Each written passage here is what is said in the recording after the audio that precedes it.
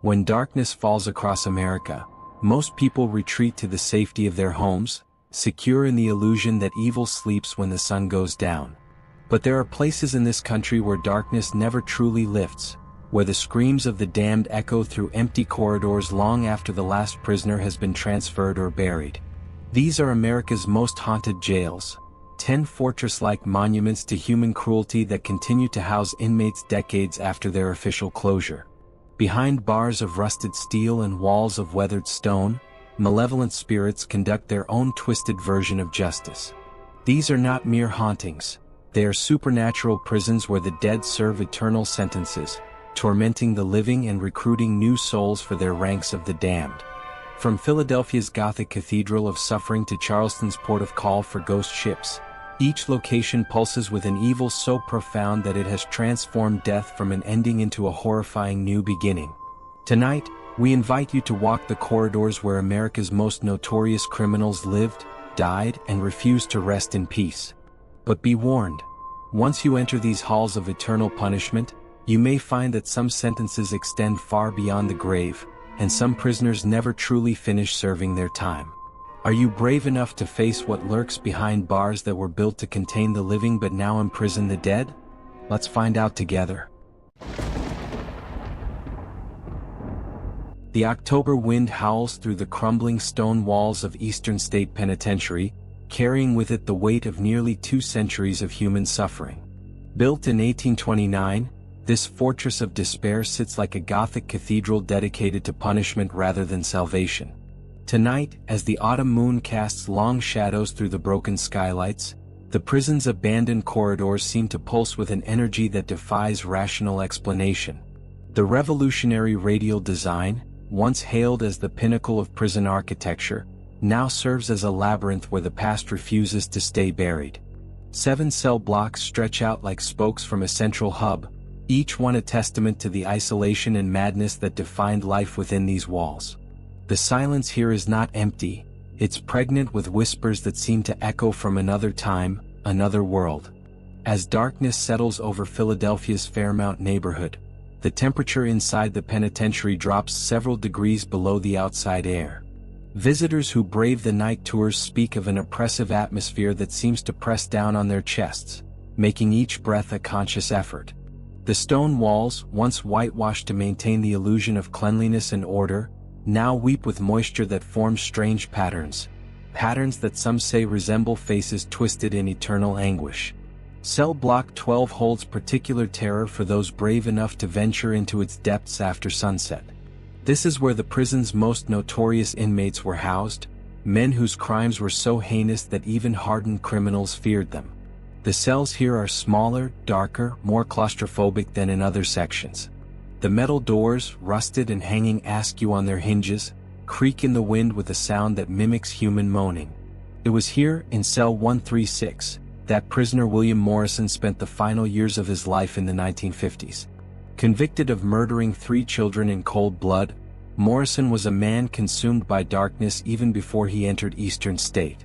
The guards reported strange occurrences around his cell, unexplained drops in temperature, the sound of children's laughter echoing from within his chamber in the dead of night, and Morrison himself speaking in different voices, as if he were having conversations with invisible companions. When Morrison died of a heart attack in 1957, the strange phenomena didn't end, they intensified.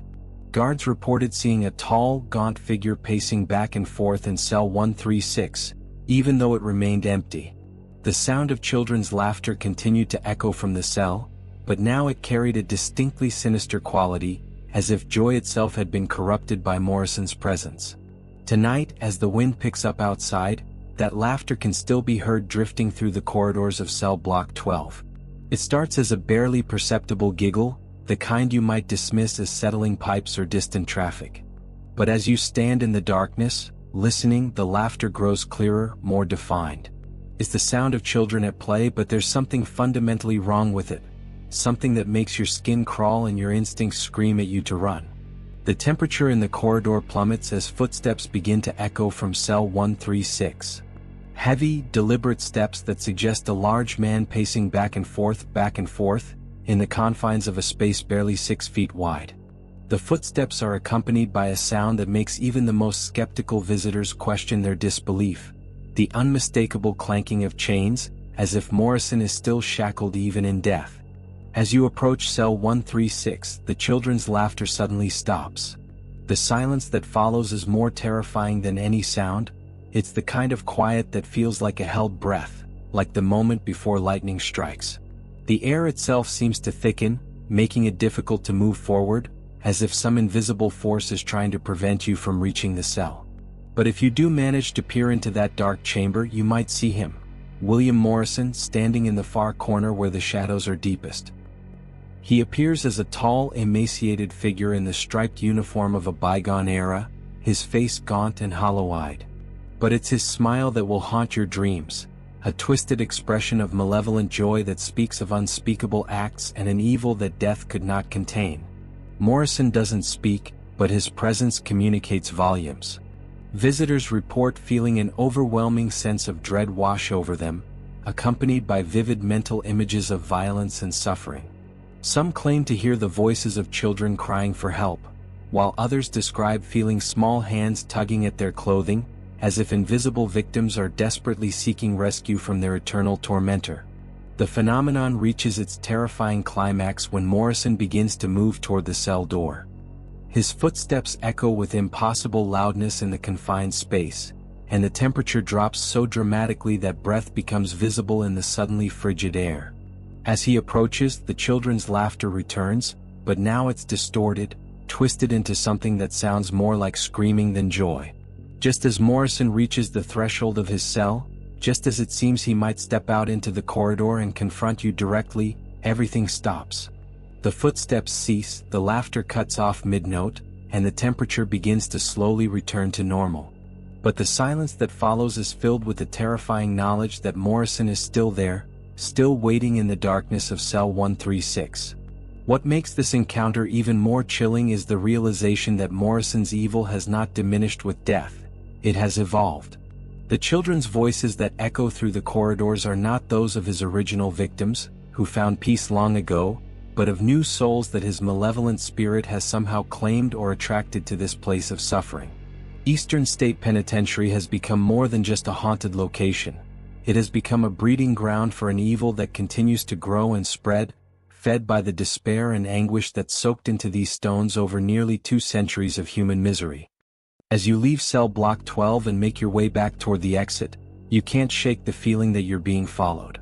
Footsteps seem to echo your own, always one beat behind, and occasionally you might catch a glimpse of movement in your peripheral vision, a tall, gaunt figure keeping pace with you in the shadows. The children's laughter follows you too, fading as you distance yourself from cell 136 but never completely disappearing, as if Morrison's young companions are reluctant to let you go. The true horror of Eastern State Penitentiary lies not just in its haunted history, but in the growing certainty that the evil contained within its walls is far from dormant.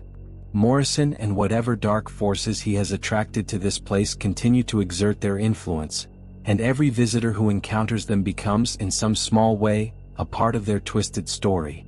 The question that haunts those who leave the prison is not whether they witnessed something supernatural, but whether they brought a piece of that darkness home with them. The fog rolls in from San Francisco Bay like a living thing, wrapping around Alcatraz Island with tendrils of mist that seem to caress the abandoned federal penitentiary with ghostly fingers.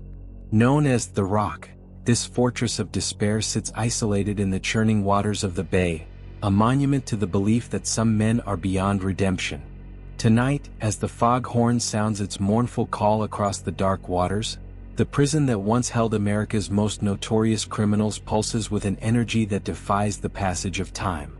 Closed to inmates in 1963, Alcatraz should be nothing more than a historical curiosity, a tourist attraction that offers glimpses into a darker chapter of American justice. But those who work on the island after hours, the security guards and maintenance crews who remain when the last tourist boat departs for the mainland, know better. They know that Alcatraz Federal Penitentiary never truly closed. It simply changed the nature of its prisoners. The main cell house, a massive concrete structure that dominates the island's landscape, stands silent in the moonlight. Its Art Deco facade, once considered modern and progressive, now appears ominous and foreboding. The windows, designed to prevent escape, now serve to trap something far more sinister than flesh and blood criminals. Inside those walls, time moves differently, and the echoes of the past bleed through into the present with disturbing regularity. Cell Block D, known during the prison's operational years as the treatment unit, was where the most dangerous and unmanageable inmates were housed. These were the men who had proven too violent, too unpredictable, or too escape-prone for the general population. The cells here were smaller, darker, and more isolated than anywhere else in the prison. It was in these chambers that minds already fractured by violence and desperation finally shattered completely. Among the notorious inmates who called Cell Block D home was Robert "Machine Gun" Kelly Barnes, a bank robber and kidnapper whose very nickname struck fear into the hearts of law-abiding citizens. But it was Cell 14D that housed perhaps the most dangerous man ever incarcerated at Alcatraz, Henri the Butcher Rousseau, a serial killer who had claimed at least 17 victims before his capture in 1934. Rousseau was a man who seemed to take genuine pleasure in the suffering of others, and even the hardened criminals of Alcatraz gave him a wide berth. What made Rousseau particularly terrifying was not just his capacity for violence, but his intelligence and charisma. He had a gift for manipulation that allowed him to turn even the most professional guards into unwitting pawns in his psychological games. During his 15 years in Cell 14D, Rousseau orchestrated 3 separate murder attempts against fellow inmates, drove 2 guards to nervous breakdowns, and somehow managed to acquire detailed information about the personal lives of prison staff and their families. When Rousseau died in his cell in 1949, apparently of natural causes though the autopsy was inconclusive, the staff at Alcatraz breathed a collective sigh of relief. Their relief was premature. Within days of Rousseau's death, strange occurrences began to plague Cell Block D. Guards reported hearing conversations coming from Cell 14D, as if multiple people were engaged in animated discussion. When they investigated, the cell would be empty, but the voices would continue until the moment the guard stepped inside. The phenomenon escalated when guard Captain James Morrison was found in Cell 14D one morning, sitting on the narrow bunk and staring at the wall with a blank expression. Morrison had no memory of how he got there or why he had left his post.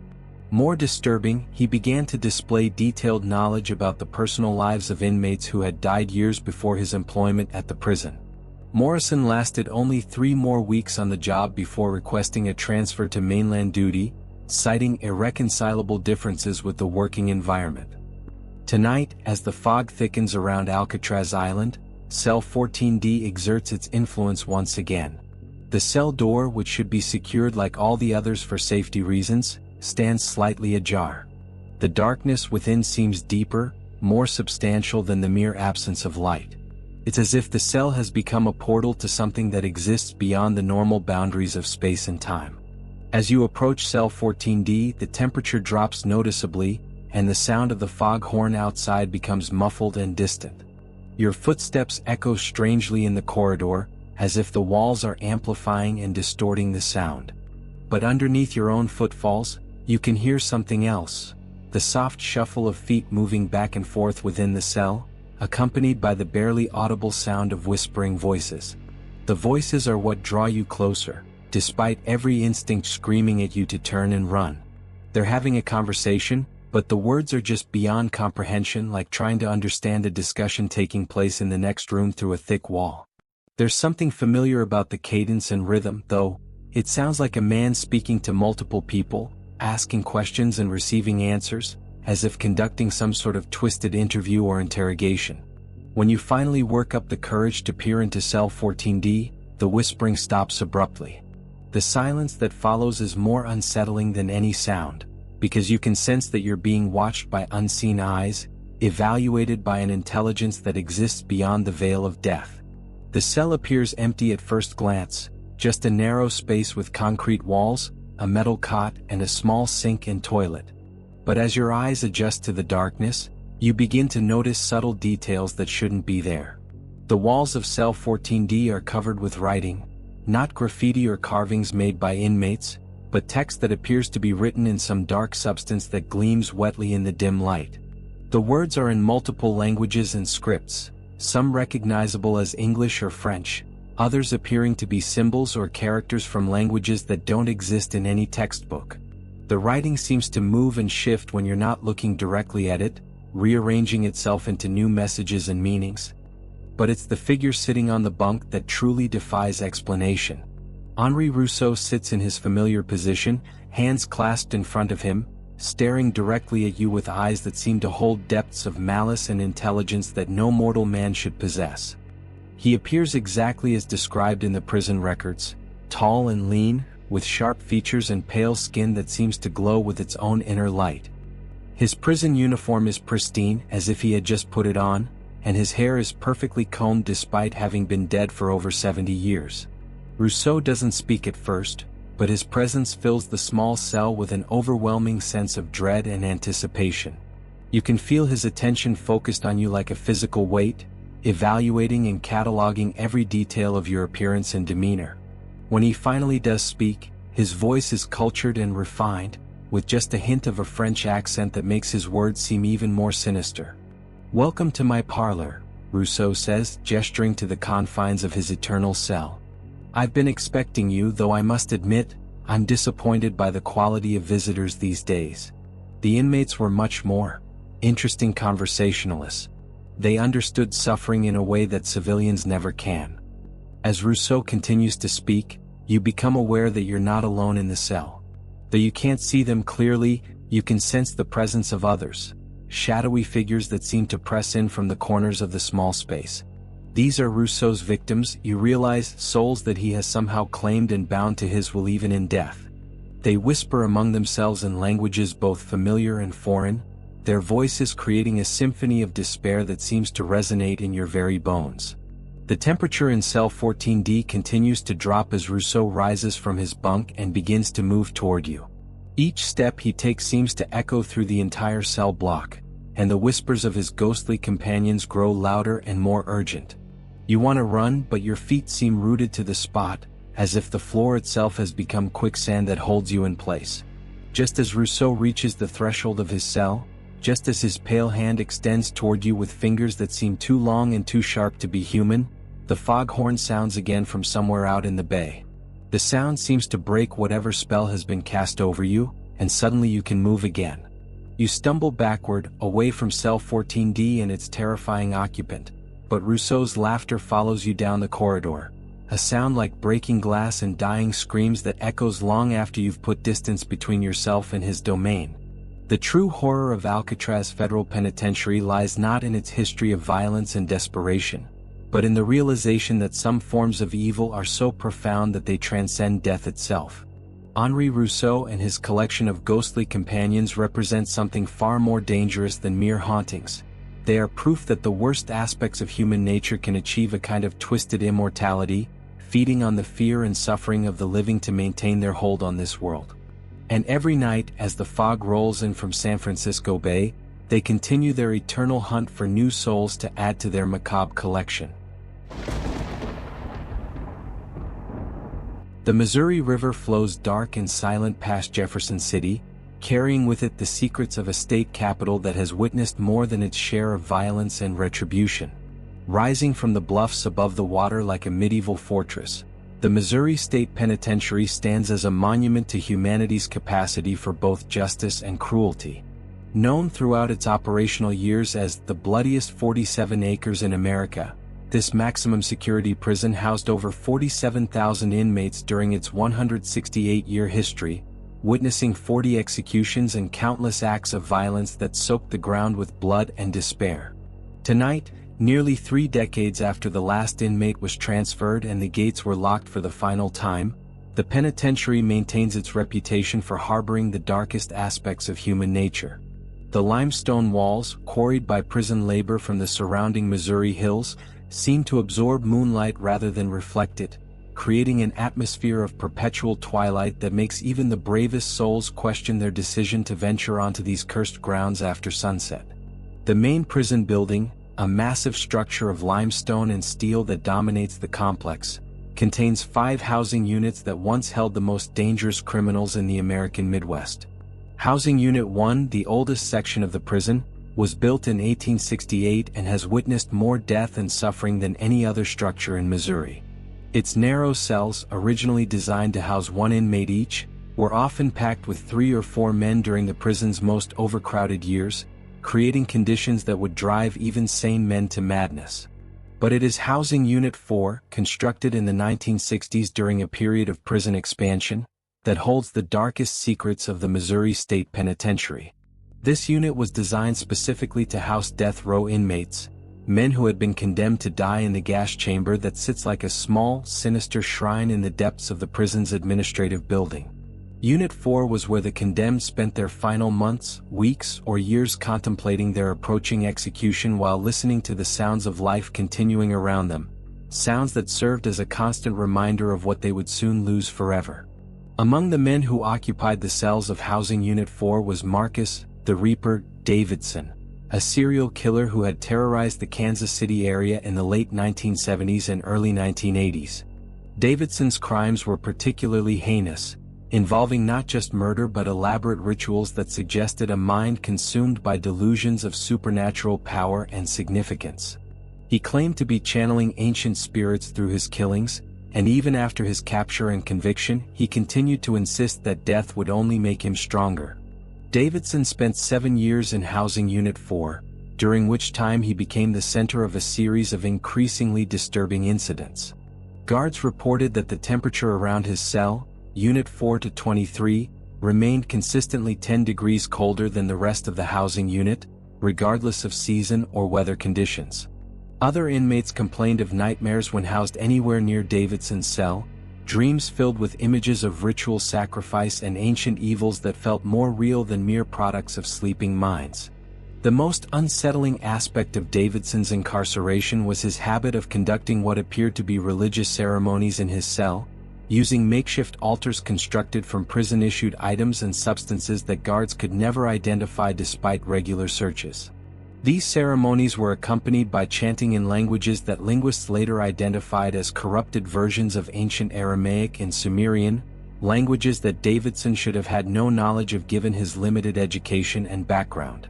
When Davidson was finally executed in the gas chamber on October 31, 1987, a date he had specifically requested, his final words were not the expected plea for forgiveness or declaration of innocence. Instead, he smiled at the witnesses gathered to watch his death and said, "The harvest begins tonight. I will return to collect what is mine." The execution proceeded without incident, but within hours of Davidson's death, strange phenomena began to manifest throughout the prison. Guards working the night shift in Housing Unit 4 reported hearing chanting coming from cell 4 to 23, the same ritualistic sounds that had emanated from Davidson's cell during his years of incarceration. When they investigated, the cell would be empty, but the chanting would continue until the moment they stepped inside, at which point it would stop abruptly, leaving behind only an oppressive silence and the lingering smell of something that reminded them of burning sulfur and decaying flesh. The phenomena escalated over the following months and years. Other inmates housed in Unit 4 began reporting visits from a tall, gaunt figure who would appear in their cells during the darkest hours of night. This figure, which matched Davidson's physical description perfectly, would stand silently at the foot of their bunks, watching them with eyes that seemed to glow with an inner fire. Inmates who experienced these visitations often requested transfers to other units, claiming that Davidson was somehow feeding on their fear and despair. Tonight, as storm clouds gather over Jefferson City and the first drops of rain begin to fall on the abandoned prison grounds, Housing Unit 4 pulses with an energy that seems to draw power from the approaching tempest. Cell 4 to 23 stands empty but far from unoccupied, its steel door hanging open like a mouth frozen in an eternal scream. The darkness within the cell appears to move and shift, as if it possesses a life of its own, and the temperature around the doorway remains unnaturally cold despite the warmth of the late autumn evening.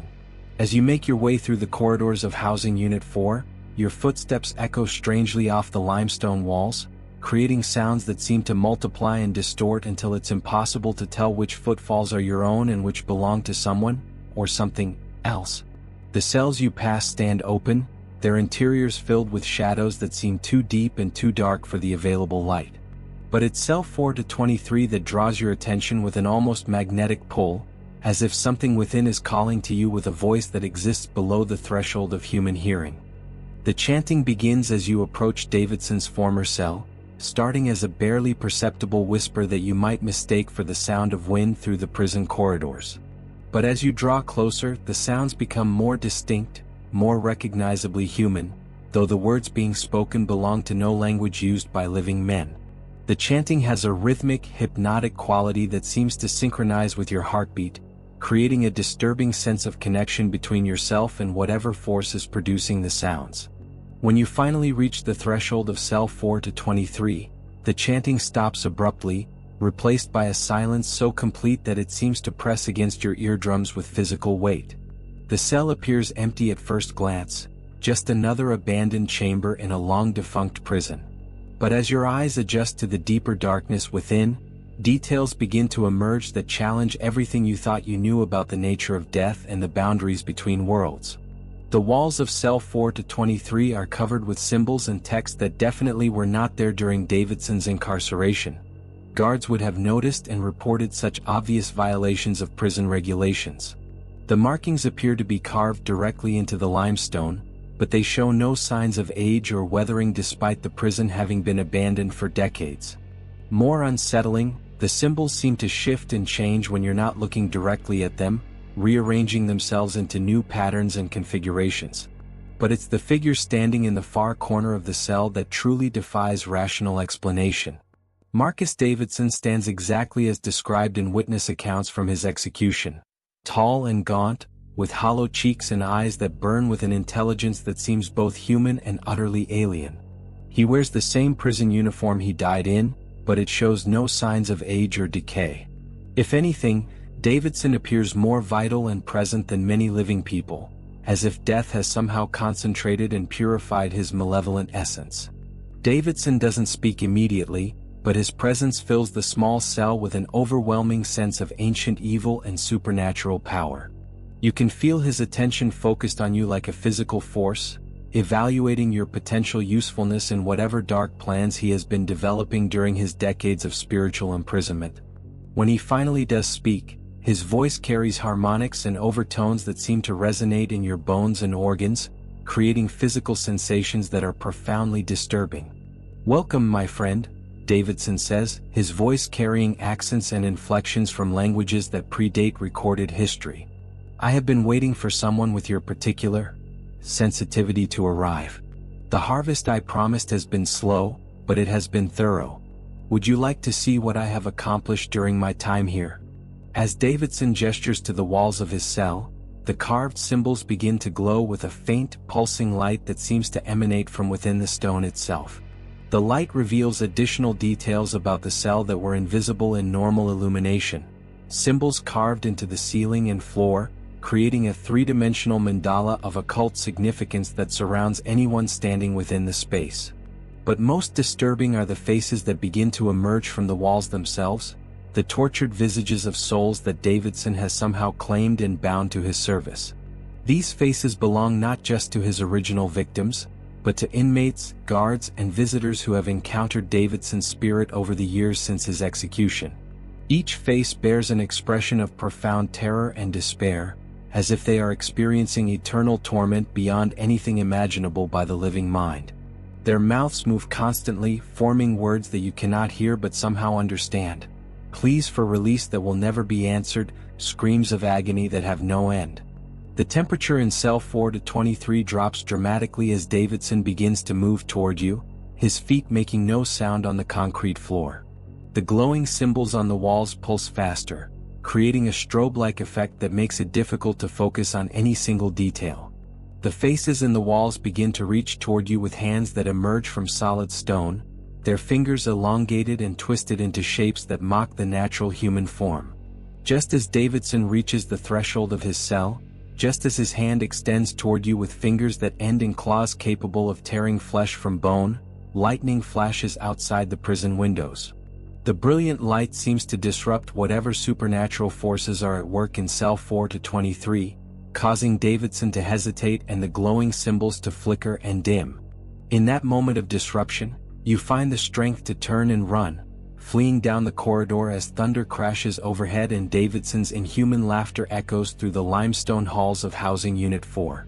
The true horror of the Missouri State Penitentiary lies not in its violent history or the executions that took place within its walls, but in the realization that some forms of evil are so profound and persistent that they can transform death from an ending into a beginning.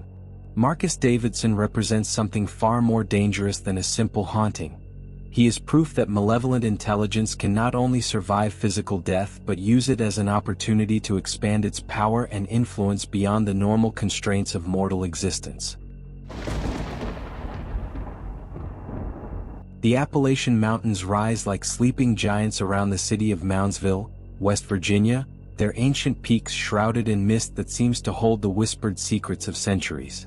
Nestled in the Ohio River Valley, this small city has harbored one of America's most notorious prisons for over a century, a Gothic fortress of stone and steel that has witnessed more than its share of human cruelty and supernatural terror.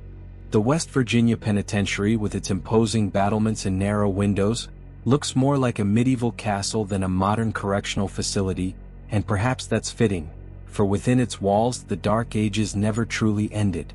Operational from 1876 to 1995, the West Virginia Penitentiary housed over 94,000 inmates during its 119-year history. The prison was designed to hold 480 men, but chronic overcrowding meant that at its peak, nearly 2,000 souls were crammed into spaces meant for less than half that number. The resulting conditions were a perfect breeding ground for violence, madness, and the kind of desperation that can tear holes in the fabric of reality itself. Men who entered as petty criminals emerged as hardened killers, while those who arrived already broken by violence descended into forms of madness that defied medical explanation. The prison's limestone walls, quarried by inmate labor from the surrounding West Virginia hills, absorbed more than a century of human suffering like sponges soaking up blood and tears. Each stone seemed to hold within its mineral matrix the echoes of screams, the whispers of conspiracy, and the final gasps of men who died far from home and hope. The very architecture of the place seemed designed to crush the human spirit. Narrow corridors that felt like tombs, cells barely large enough for a man to lie down, and a central yard surrounded by walls so high that even on the brightest day, much of the interior remained in shadow. The prison's North Hall, a 3-story cell block constructed in the 1870s, represents the oldest and most haunted section of the facility. Here, in cells barely 6 feet by 9 feet, inmates spent 23 hours a day in almost complete isolation, emerging only for 1 hour of exercise in a cramped yard surrounded by 30-foot walls topped with razor wire and guard towers. The psychological effects of such confinement were immediate and devastating, with suicide rates in North Hall exceeding those of any other prison facility in the United States. The architecture of North Hall seems specifically designed to break minds as well as spirits. The cells were arranged in tiers that created an echo chamber effect, amplifying every sound, from the drip of leaking pipes to the whispered conversations of inmates planning violence or escape. Guards reported that sounds would travel through the building in impossible ways, with conversations from the first tier clearly audible on the 3rd floor, and footsteps echoing from empty corridors where no living person walked. The building itself seemed to have developed a malevolent consciousness, using its acoustic properties to spread fear and paranoia among both inmates and staff. But it was the prison's execution chamber, known simply as Old Sparky, that earned the West Virginia Penitentiary its most sinister reputation. Between 1899 and 1959, 9 men met their deaths in the electric chair, their final moments witnessed by selected officials and family members in a small viewing room adjacent to the execution chamber. The chair itself, constructed of thick oak and brass fittings, became a focal point for the accumulated fear and desperation of condemned men who spent months or years knowing that it awaited them at the end of their appeals. The execution chamber was located in the basement of the administration building, accessible only through a series of narrow corridors that seemed designed to maximize the psychological impact on condemned prisoners making their final walk. The walls were painted a clinical white that only emphasized the grimness of the chamber's purpose, while overhead fluorescent lights cast harsh shadows that made the electric chair appear to be surrounded by darkness even in full illumination. The viewing room was separated from the execution chamber by a large window that allowed witnesses to observe the proceedings while remaining safely removed from the terrible energies unleashed during each electrocution. Among those who died in Old Sparky was William "Red" Sutton, executed on March 15, 1931, for the brutal murder of 3 family members during a robbery gone wrong. Sutton was a mountain man from the remote hollows of West Virginia, a product of generational poverty and isolation who had turned to violence as a solution to problems that seemed to have no other answer. What made Sutton particularly noteworthy was not just his crimes, but his behavior during the months leading up to his execution, behavior that suggested a descent into madness so complete that it opened doorways to realms beyond human understanding. Housed in the death row cells of North Hall, Sutton began to display increasingly erratic behavior as his execution date approached. Guards reported that he would spend hours each night talking to someone in his cell, carrying on detailed conversations that involved 2 distinct voices: his own mountain drawl and a second voice that seemed deeper, older, and spoke with an accent that suggested origins far from the hills of West Virginia. When questioned about these conversations, Sutton would claim that he was being instructed in the old ways by an ancestor who had died in the same cell decades earlier, learning secrets about death and what lay beyond the veil. The conversations became more elaborate and disturbing as Sutton's execution date approached.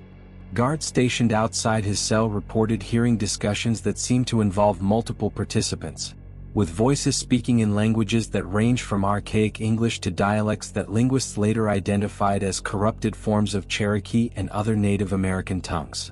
The topics of these supernatural seminars ranged from detailed descriptions of torture techniques used by various cultures throughout history to elaborate plans for revenge against the living world that would be carried out after Sutton's death.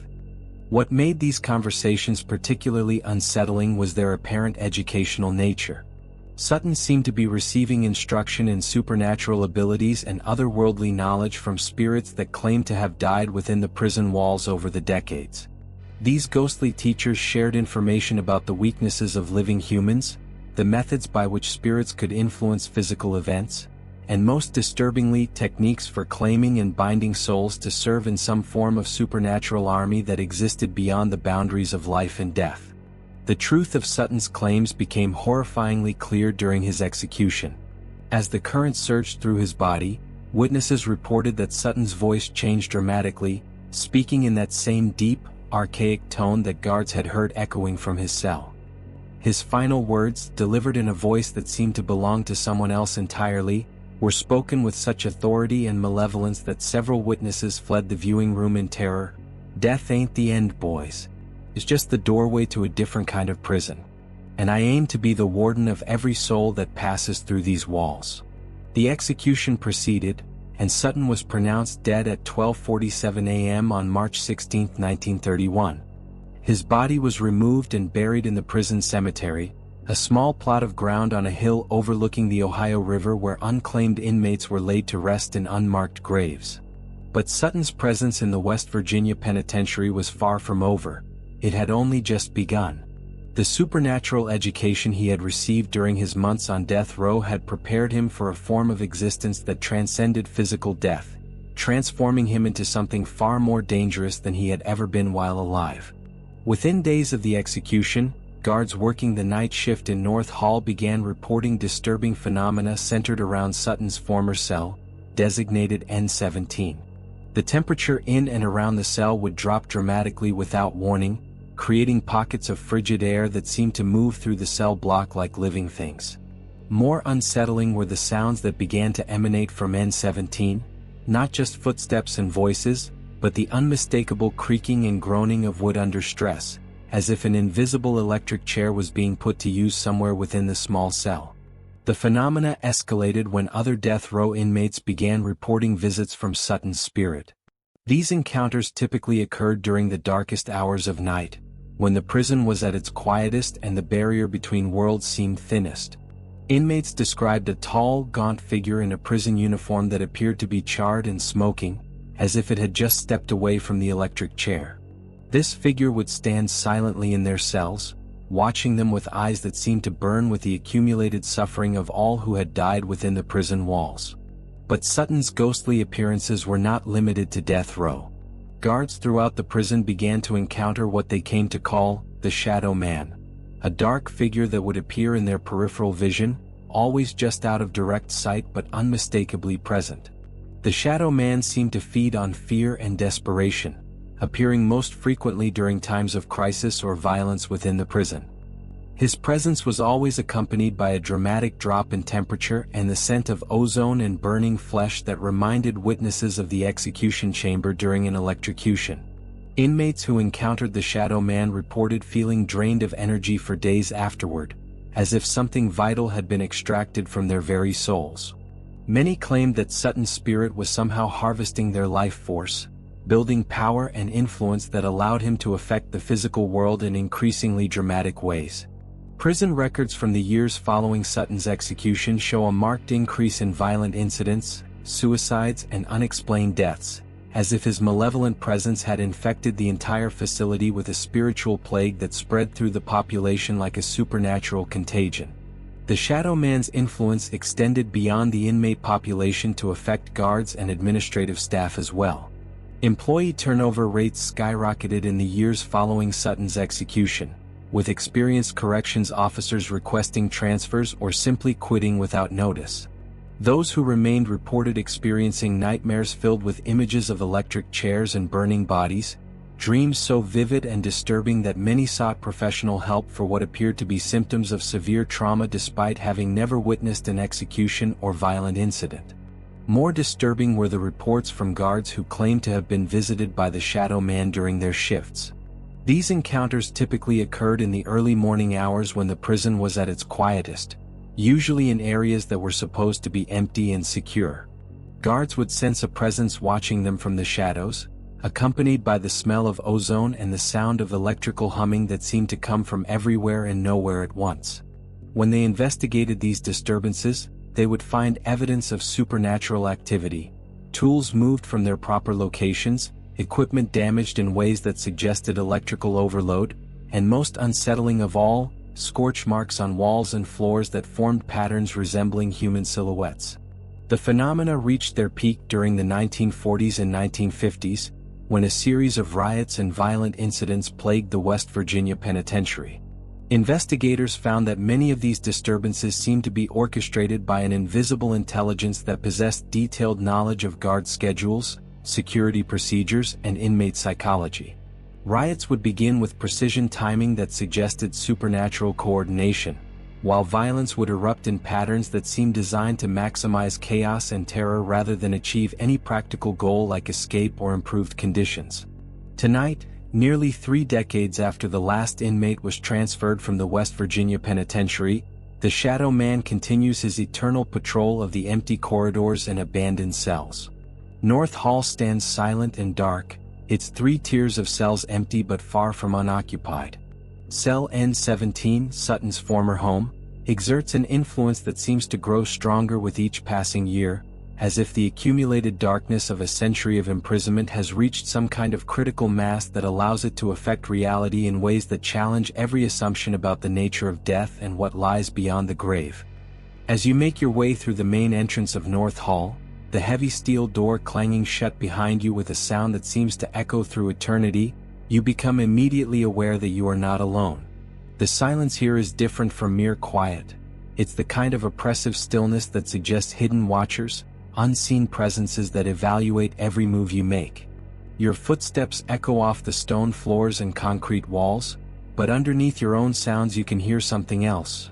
The soft shuffle of feet moving somewhere in the darkness ahead, accompanied by the barely audible hum of electrical current that seems to pulse in rhythm with your heartbeat.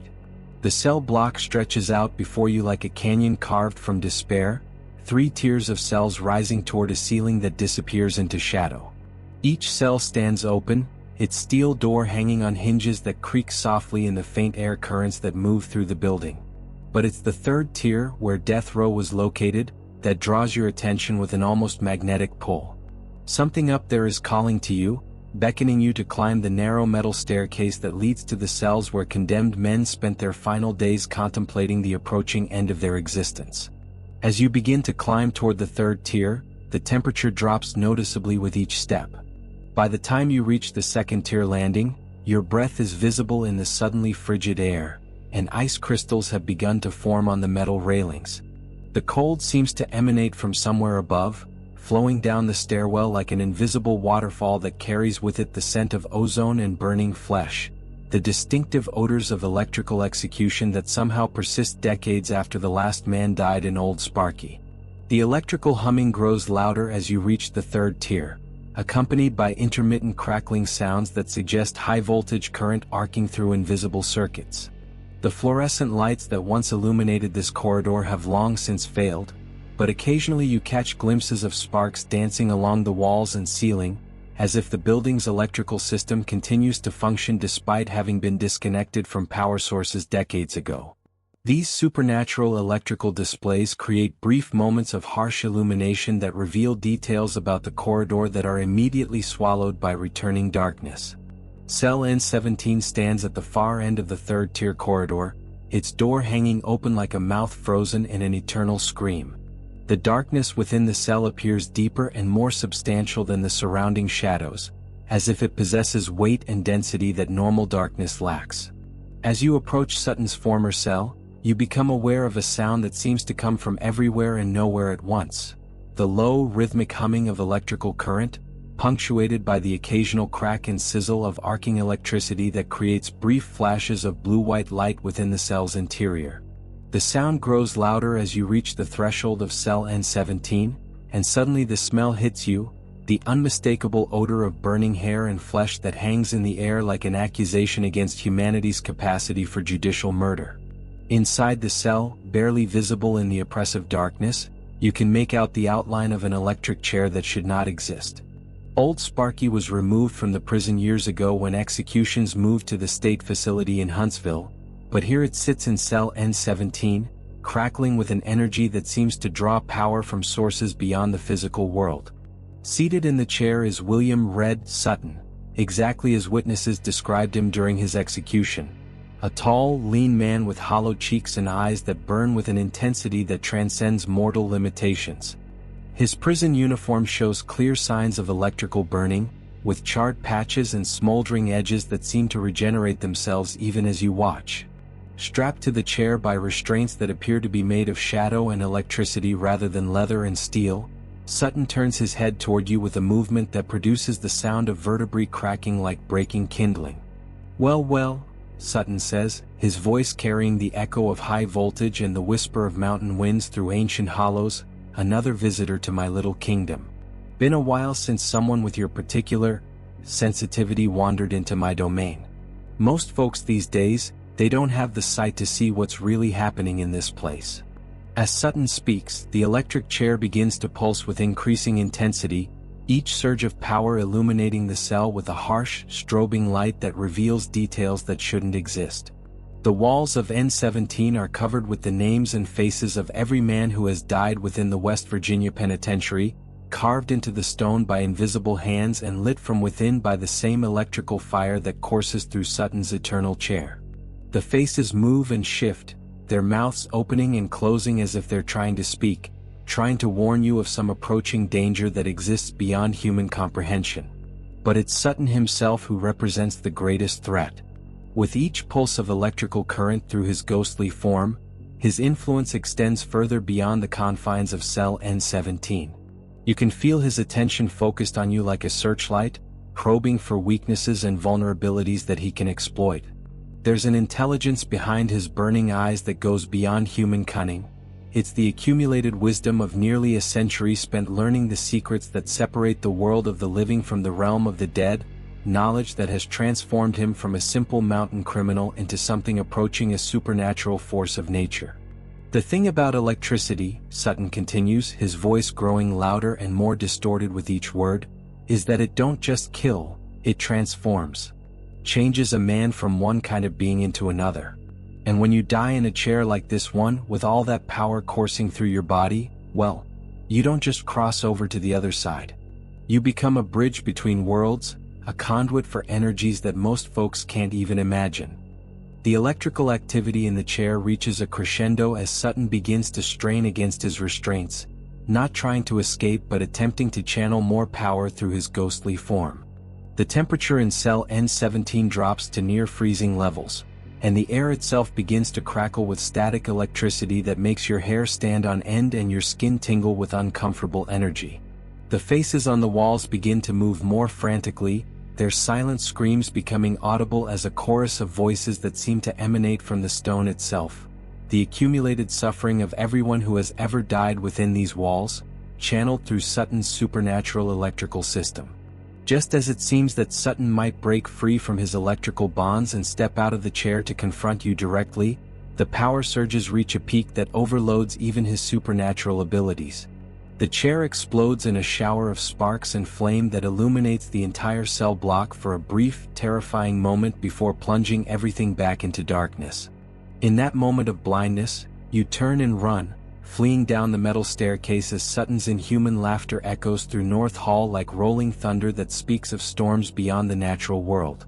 The true horror of the West Virginia Penitentiary lies not in its violent history or the executions that took place within its walls, but in the realization that some deaths are so traumatic and violent that they can transform the victim into something far more dangerous than they ever were in life. William Red Sutton and his army of ghostly companions represent proof that the boundary between life and death is far more permeable than most people believe, and that some souls refuse to accept the limitations that mortality attempts to impose upon them, instead using death as a graduation into forms of existence that challenge every assumption about the nature of reality itself. The rolling hills of north-central Ohio stretch endlessly under a canopy of storm clouds that seem perpetually on the verge of releasing their burden of rain and shadow. Rising from this landscape like a Gothic cathedral dedicated to human suffering, the Ohio State Reformatory dominates the city of Mansfield with its imposing towers and fortress-like walls. Built between 1886 and 1910, this architectural monument to the Victorian belief in rehabilitation through intimidation has housed over 155,000 inmates during its operational years, becoming one of the most overcrowded and violent prisons in American history.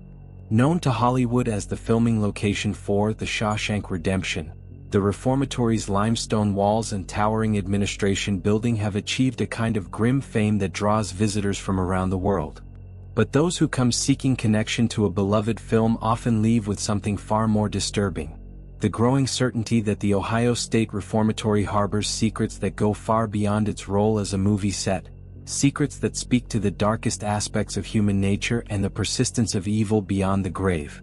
The Reformatory's East Cell Block, a 6-tier structure that once held over 600 inmates in cells designed for half that number, stands as a testament to the kind of overcrowding that can drive even sane men to madness. Each cell, barely large enough for a single person, often housed 2 or 3 inmates who were locked in together for 23 hours a day. The psychological effects of such confinement were immediate and devastating, creating an atmosphere of constant tension and violence that permeated every corner of the massive structure. But it was the Reformatory's solitary confinement unit, known to inmates and guards alike as the Hole, that earned the institution its most sinister reputation.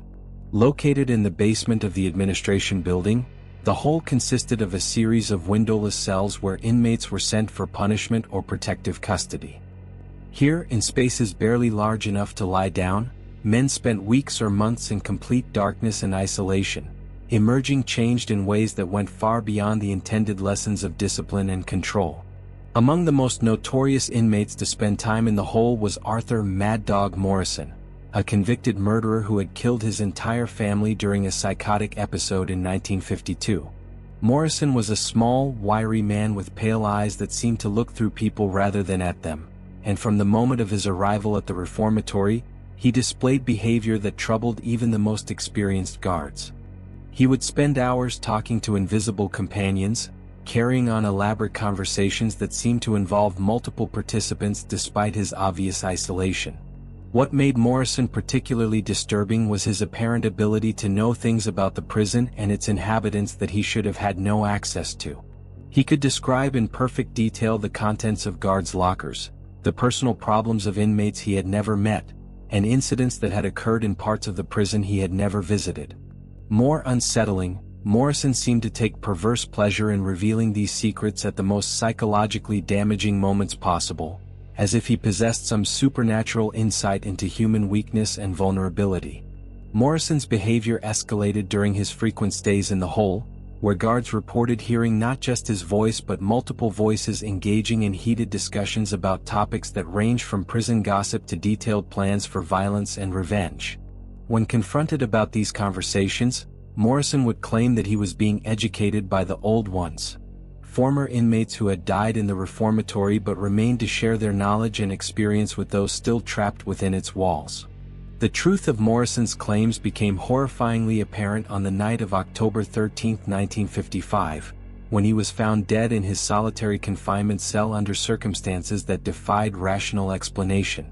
Morrison's body was discovered sitting upright on his narrow bunk, his pale eyes wide open and staring at the opposite wall. There were no signs of violence or struggle, and the autopsy revealed that he had simply stopped breathing for no apparent medical reason.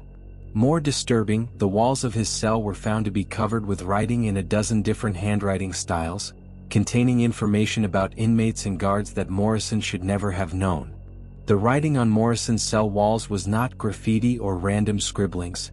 It was detailed intelligence about every person who worked or lived within the reformatory, including intimate details about their personal lives, fears, and secret shames. The handwriting analysis revealed that the text had been written by at least 12 different people, but Morrison had been alone in the cell for the entire week leading up to his death. Even more puzzling, some of the handwriting matched samples from inmates who had died in the reformatory years or even decades before Morrison's arrival. In the weeks following Morrison's death, the hole became a focal point for increasingly disturbing phenomena. Guards reported hearing conversations coming from empty cells, not just single voices but multiple participants engaged in what sounded like elaborate planning sessions. The temperature in the solitary confinement unit dropped significantly below that of the rest of the prison, creating pockets of frigid air that seemed to move through the basement corridors like invisible presences seeking warmth from the living. Tonight, nearly 3 decades after the last inmate was transferred from the Ohio State Reformatory, the hole continues to serve as a gathering place for whatever malevolent forces Morrison summoned during his time in solitary confinement. The basement of the administration building stands dark and silent, its narrow corridors lined with cells that should be empty but somehow feel occupied by presences that exist beyond the normal boundaries of life and death. As you descend the concrete stairs that lead to the hole, the temperature drops with each step, and the air becomes thick with a humidity that carries the scent of decades-old fear and desperation. The fluorescent lights that once illuminated these corridors have long since failed, leaving only the weak glow of your flashlight to push back shadows that seem to possess weight and substance. Your footsteps echo strangely in the confined space, creating sounds that seem to multiply and distort until it becomes impossible to tell which sounds are your own and which belong to something else. The solitary confinement cells stretch out along both sides of the main corridor, their heavy steel doors standing open like mouths frozen in silent screams. Each cell contains nothing but concrete walls, a metal bunk, and a small toilet, spaces designed to break the human spirit through sensory deprivation and isolation. But cell number 7, Morrison's former home, exerts an influence that seems to draw you forward despite every instinct screaming at you to turn back and flee to the surface. The conversations begin as you approach cell 7, starting as barely perceptible whispers that you might dismiss as the sound of air moving through the building's ventilation system. But as you draw closer, the voices become more distinct, more recognizably human, though the words being spoken seem to come from different time periods and involve people who should have no connection to each other. You can hear Morrison's high nasal voice engaged in animated discussion with deeper, older voices that speak with accents and dialects from across decades of reformatory history. When you finally reach the threshold of cell 7, the conversations stop abruptly, replaced by a silence so complete that it seems to press against your eardrums with physical weight. The cell appears empty at first glance, just another abandoned chamber in a long-defunct prison. But as your eyes adjust to the deeper darkness within, details begin to emerge that challenge everything you thought you knew about the nature of reality and death. The walls of cell 7 are covered with writing, just as they were found after Morrison's death, but the text continues to grow and change even as you watch. New words and phrases appear while others fade away, as if the walls themselves are serving as a kind of supernatural bulletin board where the dead can leave messages for each other and for the occasional living visitor who possesses the sensitivity to see them. The handwriting styles shift and change, sometimes within single sentences, creating a patchwork of communication that spans generations of inmates. But it's the figure sitting on the narrow bunk that truly defies rational explanation. Arthur Mad Dog Morrison sits exactly as described in the reports from his death, small and wiry, with pale eyes that seem to look through you rather than at you. His prison uniform appears clean and pressed despite having been worn by a corpse for over 60 years, and his pale skin seems to emit a faint luminescence that makes him clearly visible even in the absolute darkness of the cell. Morrison doesn't speak immediately, but his presence fills the small cell with an overwhelming sense of intelligence and malevolence that goes far beyond what his small physical form should be able to contain. You can feel his attention focused on you like a microscope, cataloging every detail of your appearance and demeanor for some purpose that you don't want to understand. When he finally does speak, his voice carries harmonics and undertones that suggest multiple speakers, as if his words are being filtered through a chorus of ghostly companions. "Welcome to the real Reformatory," Morrison says, his voice carrying echoes of every inmate who has ever died within these walls. "The one where the true education takes place. You've come seeking answers about the nature of this place, but I wonder if you're prepared for what you might learn. The dead are excellent teachers, you see. They have so much time to perfect their lessons." As Morrison continues to speak, other figures begin to materialize in the small cell, shadowy forms that seem to emerge from the walls themselves. These are Morrison's teachers and companions, the old ones he spoke of during his lifetime. Inmates who died in the Reformatory under various circumstances but remained to share their knowledge and experience with those still trapped within its walls. Each figure bears the marks of their death, whether from violence, disease, or despair, but all share the same burning intelligence that animates Morrison's pale eyes. The temperature in Cell 7 drops to freezing levels as more spirits crowd into the small space, each one pressing closer to you with an eagerness that speaks of hunger long denied. You can feel their attention focused on you like searchlights, probing for weaknesses and vulnerabilities that they can exploit.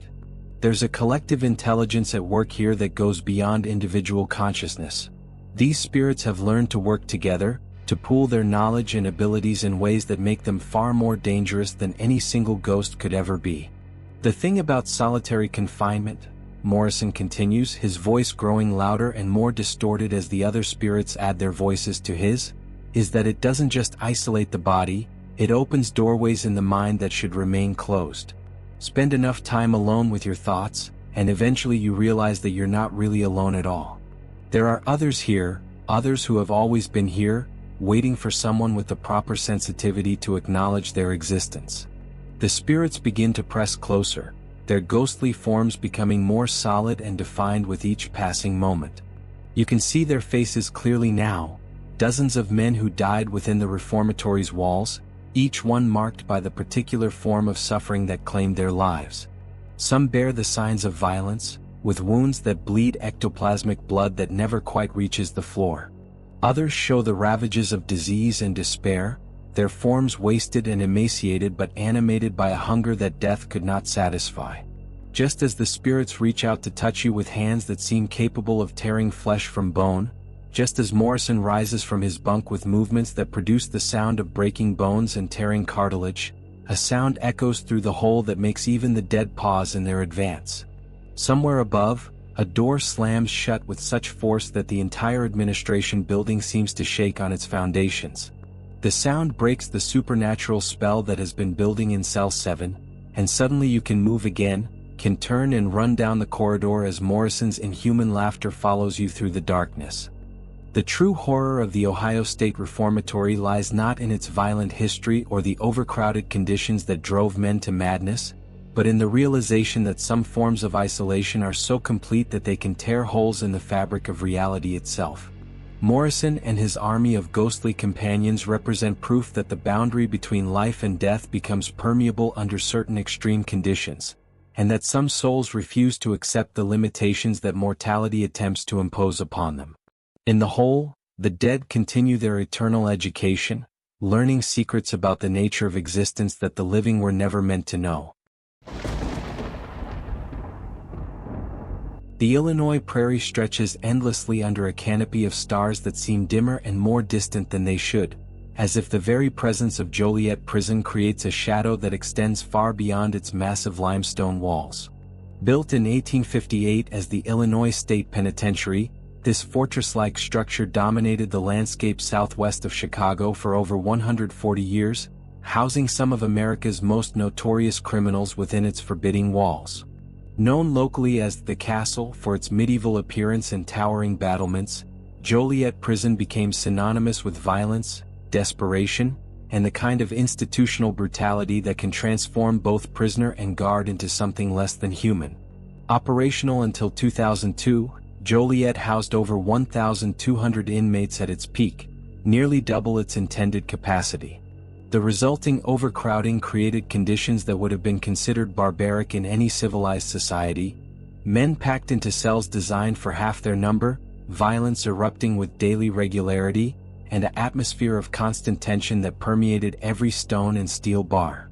The prison's limestone walls, quarried by inmate labor from nearby deposits, absorbed more than a century of human suffering, creating an environment where the boundary between the natural and supernatural became increasingly blurred.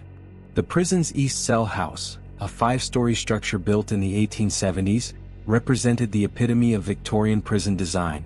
Rows upon rows of tiny cells stacked like boxes, each one a concrete and steel tomb designed to break the human spirit through isolation and despair. The cells measured just 4 feet by 7 feet, barely large enough for a man to lie down, yet often housed 2 or even 3 inmates who were forced to exist in conditions that would drive even the most stable minds to madness. Among the most notorious inmates to call the East Cell House home was Vincent the Sculptor Carbone, a serial killer who had terrorized the Chicago area throughout the 1960s and early 1970s. Carbone's crimes were distinguished not just by their frequency — he claimed at least 19 victims — but by their artistic nature. He would arrange his victims' bodies in elaborate poses that he claimed were inspired by classical sculpture, creating macabre tableaux that police investigators found both horrifying and strangely beautiful. What made Carbone particularly dangerous was not just his capacity for violence, but his intelligence and charisma. A former art student who had studied at the Chicago Institute of Art before his descent into madness and murder, Carbone possessed a sophisticated understanding of human psychology that allowed him to manipulate both fellow inmates and prison staff with disturbing ease. During his 23 years in cell E247, Carbone continued his artistic pursuits, creating sculptures from soap, bread, and any other materials he could acquire through trade or theft. But Carbone's art took on increasingly disturbing characteristics during his incarceration. Guards reported finding elaborate sculptures in his cell that depicted scenes of violence and suffering with photographic accuracy, including detailed representations of crimes that had occurred within the prison but which Carbone should have had no knowledge of. More unsettling, some of his sculptures seemed to predict future events, depicting accidents, fights, and even deaths that wouldn't occur until weeks or months after the artwork's creation. The phenomenon reached its terrifying peak during the winter of 1987, when Carbone began creating what he called his Gallery of Souls, a collection of small sculptures that he claimed represented the spiritual essence of every person who had died within Joliet's walls. Each figure was carved with impossible detail given the crude tools available to inmates, capturing not just physical likeness but somehow conveying the emotional and psychological state of the deceased at the moment of their death. Carbone worked on his Gallery of Souls obsessively, often staying awake for days at a time to add new figures or refine existing ones. Guards reported that he would talk to the sculptures as he worked, carrying on detailed conversations with each figure as if it were alive and capable of responding. More disturbing, other inmates began to report that they could hear multiple voices coming from Carbone's cell during these work sessions, as if his sculptures were actually participating in the conversations. When Carbone died of a heart attack in his cell on March 3, 1988, prison officials discovered that his Gallery of Souls contained over 200 individual sculptures, each one representing a different person who had died within the prison. But the most shocking discovery came when they realized that several of the figures depicted inmates who were still alive, men who wouldn't die for months or years to come, but whose deaths were represented in Carbone's collection with the same impossible accuracy that characterized all his work. In the days following Carbone's death, strange phenomena began to manifest throughout the East Cell House. Guards reported seeing figures moving through the corridors during the night shift, not living inmates who were secured in their cells, but shadowy forms that seemed to glide rather than walk. These apparitions matched the descriptions of men who had died in the prison over the decades, as if Carbone's sculptures had somehow served as anchors that prevented their spirits from moving on to whatever awaited them beyond death. The phenomena escalated when inmates began reporting visits from deceased prisoners, encounters that typically occurred during the darkest hours of night when the prison was at its quietest. These ghostly visitors would appear in cells throughout the East Cell House, standing silently and watching the living inmates with expressions of profound sadness and longing. But it was cell E247, Carbone's former home, that became the focal point for the most intense supernatural activity. Tonight, nearly 2 decades after the last inmate was transferred from Joliet prison, the East Cell House stands empty but far from unoccupied. Cell E247 exerts an influence that seems to grow stronger with each passing year, as if Carbone's obsessive artistry created something that transcends normal boundaries between life and death. The Gallery of Souls remains in the cell, untouched by prison officials who found them too disturbing to move or destroy, each sculpture serving as a conduit for forces that exist beyond human understanding. As you make your way through the main entrance of the East Cell House, the heavy steel door clanging shut behind you with a sound that echoes through 5 stories of empty cells, you become immediately aware of the oppressive atmosphere that permeates this place. The silence here is different from mere quiet. It's the kind of weighted stillness that suggests hidden watchers, unseen presences that evaluate every move you make. Your flashlight beam cuts through darkness that seems almost solid, illuminating cell after empty cell in the seemingly endless rows that stretch away into shadow. Cell E247 stands on the second tier, its door hanging open like a mouth frozen in an eternal scream. Unlike the other cells, which appear empty and abandoned, E247 seems to pulse with its own inner light, a faint luminescence that makes it visible even from a distance.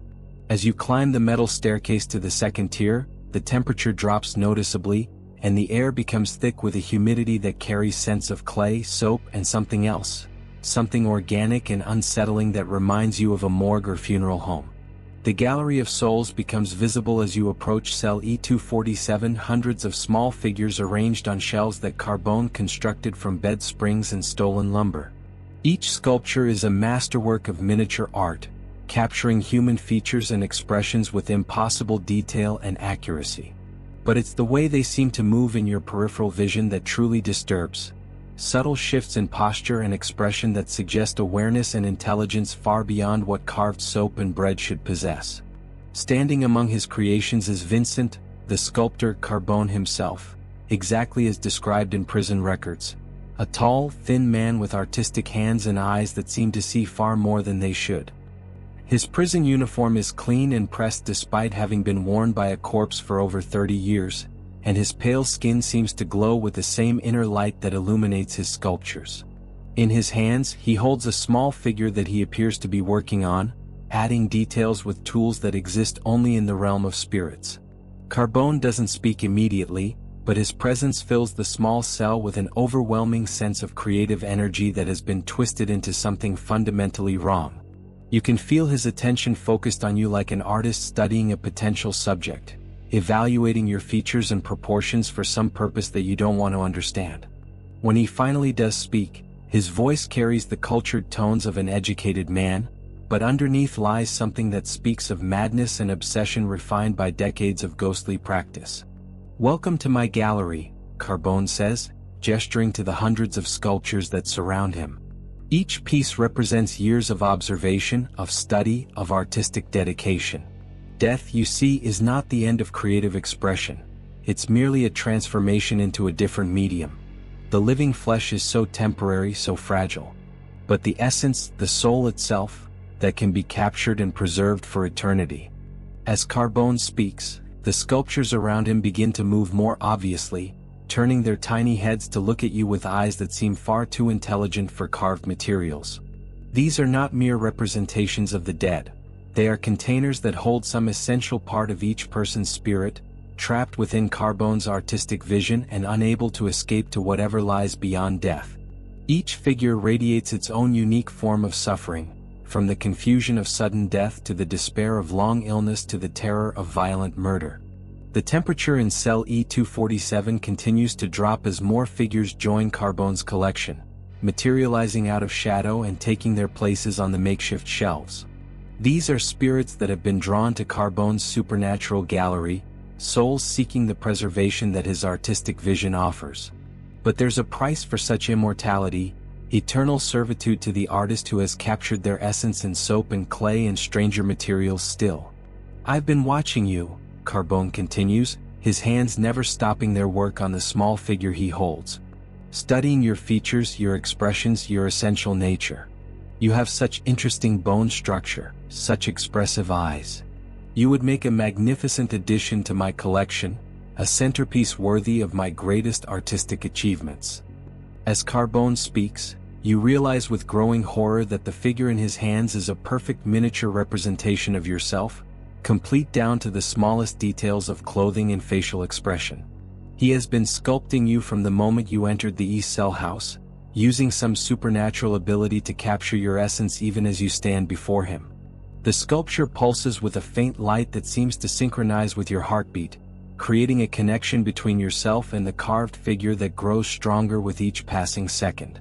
The other sculptures begin to crowd closer, their tiny forms climbing down from their shelves and advancing across the floor of the cell like an army of miniature zombies. Each one represents a person who once stood where you stand now, a living being who caught Carbone's artistic attention and became part of his eternal collection. Their tiny voices begin to whisper warnings and pleas, begging you to run before Carbone can complete his work and add your soul to his gallery of the damned.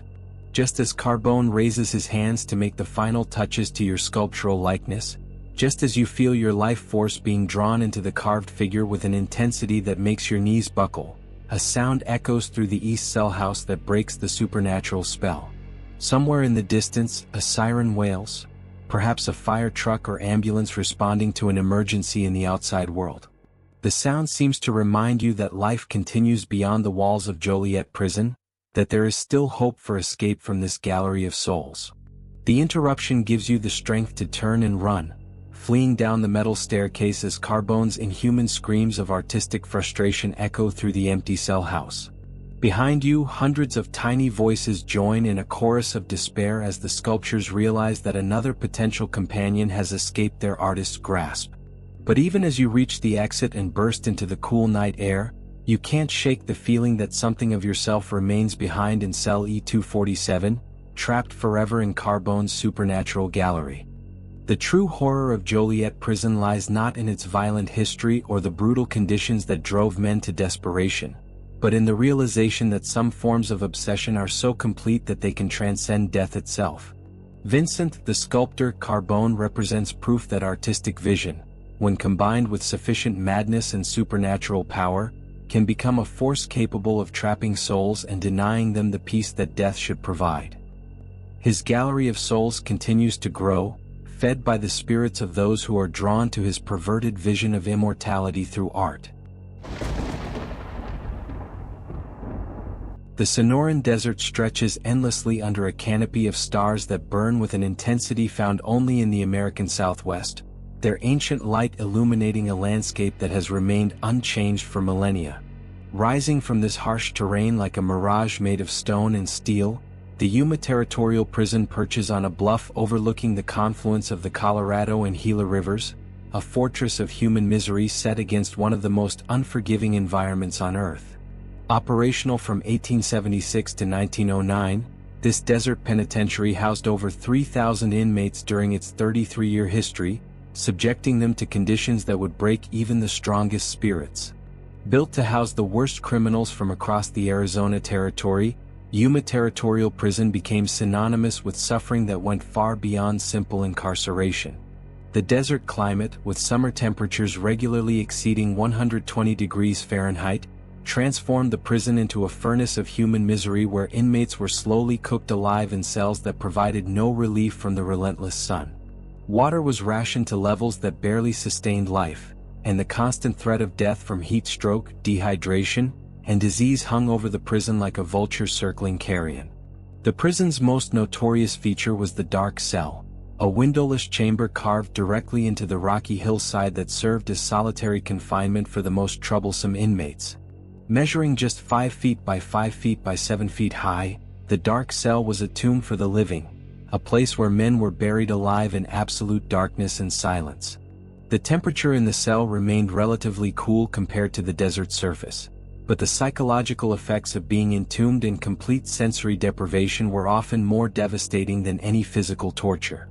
Among the inmates who spent time in the dark cell was Jeremiah "Desert Ghost" Hawthorne, a claim jumper and murderer who had killed an entire family of prospectors in 1882 to steal their gold strike.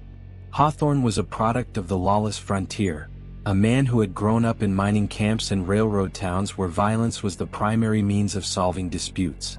What made Hawthorne particularly dangerous was not just his willingness to kill, but his apparent enjoyment of the psychological suffering that preceded death. Sentenced to life imprisonment for his crimes, Hawthorne arrived at Yuma Territorial Prison in the summer of 1883, already showing signs of the mental instability that would mark his years of incarceration. He claimed to hear voices in the desert wind, messages from spirits that he insisted were guiding him toward some greater purpose. Guards initially dismissed these claims as the ravings of a man slowly going insane under the brutal conditions, but Hawthorne's behavior soon proved more disturbing than simple madness. Hawthorne seemed to possess an uncanny knowledge of events occurring beyond the prison walls, accurately predicting everything from Apache raids to flash floods to the deaths of people he had never met. More unsettling, he appeared to know intimate details about the personal lives of guards and fellow inmates, information that he should have had no access to given the strict isolation maintained at the Territorial prison. When questioned about the source of his knowledge, Hawthorne would simply smile and point toward the dark cell, claiming that his teachers resided in the absolute darkness of that underground tomb. The truth of Hawthorne's claims became terrifyingly apparent during his frequent stays in the dark cell, where guards reported hearing not just his voice but multiple voices engaged in animated conversations about subjects ranging from prison gossip to detailed plans for escape and revenge. The conversations were conducted in multiple languages, including several Native American dialects that Hawthorne should have had no knowledge of, and often continued for hours without pause for rest or sleep. What made these conversations particularly disturbing was their content. Guards who listened at the cell door reported hearing detailed discussions of torture techniques used by various cultures throughout history, descriptions of murders that had occurred across the American frontier, and most unsettling of all, prophecies about deaths that wouldn't occur for months or years to come.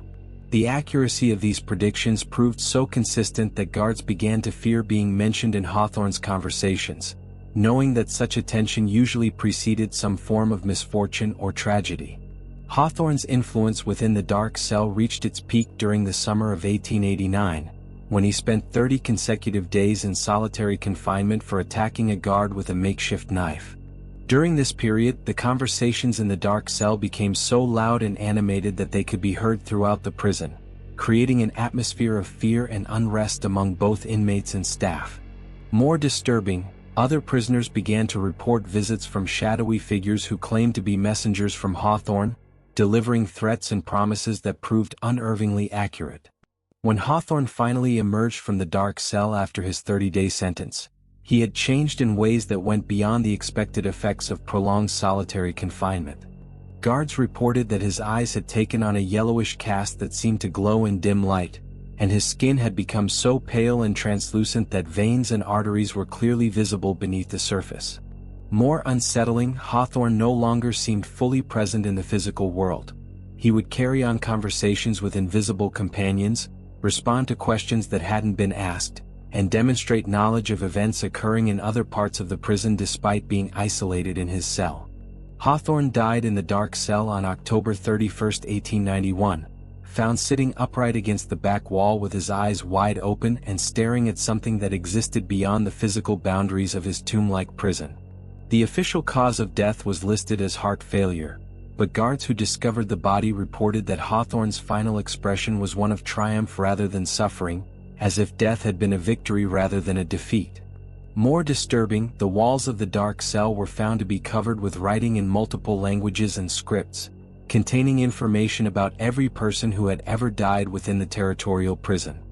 In the years following Hawthorne's death, the dark cell became a focal point for supernatural phenomena that defied rational explanation. Guards reported hearing conversations continuing to emanate from the empty cell, not just Hawthorne's voice but multiple participants engaged in what sounded like elaborate planning sessions. The temperature in the cell dropped significantly below that of the surrounding prison, creating pockets of cool air that seemed to move through the desert facility like invisible presences seeking relief from the eternal heat. Tonight, over a century after Hawthorne's death and decades after the last prisoner was transferred from Yuma Territorial Prison, the dark cell continues to serve as a gathering place for whatever malevolent forces he summoned during his years of incarceration. The prison stands as a museum now, its cells and courtyards open to tourists during daylight hours, but after sunset, when the desert winds begin to howl through the empty buildings, the dark cell exerts an influence that seems to grow stronger with each passing year.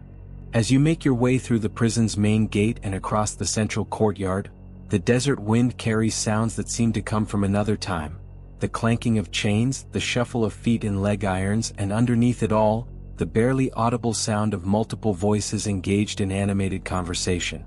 The wind itself feels different here, thicker and more oppressive despite the openness of the desert landscape, as if the very air has been contaminated by decades of human suffering and despair. The entrance to the dark cell is marked by a heavy wooden door set into the rocky hillside, its surface weathered by sun and sand but still solid enough to contain whatever lies within. The door stands slightly ajar tonight, which is unusual. Museum staff are careful to keep all historical areas properly secured. But as you approach the entrance, you can feel cool air flowing from the opening, carrying with it the scent of underground spaces and something else, something organic and unsettling that reminds you of a crypt or burial vault. The conversations begin as you reach the door to the dark cell, starting as barely perceptible whispers that you might dismiss as the sound of wind moving through the rocky passages. But as you listen more carefully, the voices become more distinct, more recognizably human, though the words being spoken seem to come from different time periods and involve people who should have no connection to each other. You can hear Hawthorne's distinctive frontier drawl engaged in animated discussion with voices that speak in Native American dialects, Spanish, and languages that you can't identify but which sound ancient and deeply unsettling. When you finally work up the courage to peer into the dark cell, the conversations stop abruptly, replaced by a silence so complete that it seems to press against your eardrums with physical weight. The cell appears empty at first glance, just a small chamber carved from solid rock with walls that disappear into absolute darkness. But as your eyes adjust to the deeper shadows within, details begin to emerge that challenge everything you thought you knew about the nature of reality and death. The walls of the dark cell are covered with the same writing that was discovered after Hawthorne's death, but the text continues to grow and change even as you watch. New words and phrases appear in multiple languages and scripts while others fade away, as if the walls themselves are serving as a kind of supernatural communication system where spirits can leave messages for each other and for the occasional living visitor who possesses the sensitivity to see them. The writing pulses with a faint phosphorescent glow that provides the only illumination in the absolute darkness of the cell. But it's the figure standing in the far corner that truly defies rational explanation. Jeremiah Desert Ghost Hawthorne stands exactly as described in the reports from his death. Tall and gaunt, with yellowed eyes that seem to glow with their own inner light and pale, translucent skin that reveals the network of veins and arteries beneath. His prison uniform appears to be made of shadows and starlight rather than cloth, shifting and flowing in ways that make it difficult to focus on any single detail. Hawthorne doesn't speak immediately, but his presence fills the small cell with an overwhelming sense of ancient evil and supernatural power that seems to draw strength from the harsh desert environment surrounding the prison. You can feel his attention focused on you like the concentrated heat of the sun through a magnifying glass, evaluating your spiritual and psychological vulnerabilities for some purpose that you don't want to understand. When he finally does speak, his voice carries harmonics and overtones that suggest multiple speakers, as if his words are being filtered through a chorus of ghostly companions. "Welcome to my sanctuary," Hawthorne says, his voice carrying echoes of desert winds and the whispers of long-dead spirits. "The dark cell where true enlightenment occurs, where the living learn the secrets that separate this world from the realms beyond. You've come seeking answers about the nature of this place, but I wonder if you're prepared for what you might discover in the absolute darkness." As Hawthorne continues to speak, other figures begin to materialize in the small cell, emerging from the walls themselves like shadows given substance and form. These are his teachers and companions, the spirits he communed with during his years of incarceration: Native American warriors, Spanish conquistadors, frontier outlaws, and others whose identities are lost to history but whose malevolent presence remains as strong as ever. Each figure bears the marks of their violent death, but all share the same burning intelligence that animates Hawthorne's yellowed eyes. The temperature in the dark cell drops to levels that seem impossible in the desert environment, creating pockets of frigid air that make your breath visible despite the warm night outside. The spirits press closer, their ghostly forms becoming more solid and defined with each passing moment, and you can feel their collective attention focused on you like searchlights probing for weaknesses and vulnerabilities that they can exploit. "The thing about absolute darkness," Hawthorne continues, his voice growing louder and more distorted as the other spirits add their voices to his, "is that it doesn't just eliminate vision, it opens doorways in consciousness that daylight keeps closed. Spend enough time in complete sensory deprivation, and eventually you realize that darkness isn't empty, it's full of teachers waiting to share their knowledge with those brave enough to listen." The spirits begin to press closer, reaching toward you with hands that seem capable of tearing flesh from bone. You can see their faces clearly now in the phosphorescent glow from the writing on the walls. Dozens of beings who died violently in the unforgiving desert environment, each one claimed by Hawthorne's expanding network of supernatural allies. Their mouths move constantly, forming words and languages both familiar and utterly alien, sharing secrets about death and suffering that the living were never meant to know. Just as the spirits reach out to touch you with fingers that end in claws sharp enough to pierce both flesh and soul, just as Hawthorne begins to move toward you with movements that produce the sound of grinding bones and shifting sand, a sound echoes across the desert that makes even the dead pause in their advance. Somewhere in the distance, a coyote howls, a sound so pure and wild that it seems to remind you of the world beyond the dark cell, of life that continues despite death's best efforts to claim it. The sound breaks the supernatural spell that has been building in the cell, and suddenly you can move again, can turn and flee through the doorway as Hawthorne's inhuman laughter follows you across the desert prison grounds. Behind you, dozens of ghostly voices join in a chorus of rage and frustration as the spirits realize that another potential recruit has escaped their teacher's grasp. But even as you put distance between yourself and the dark cell, you can't shake the feeling that something of yourself remains behind in that underground tomb, marked forever by your encounter with the desert ghost and his army of supernatural allies.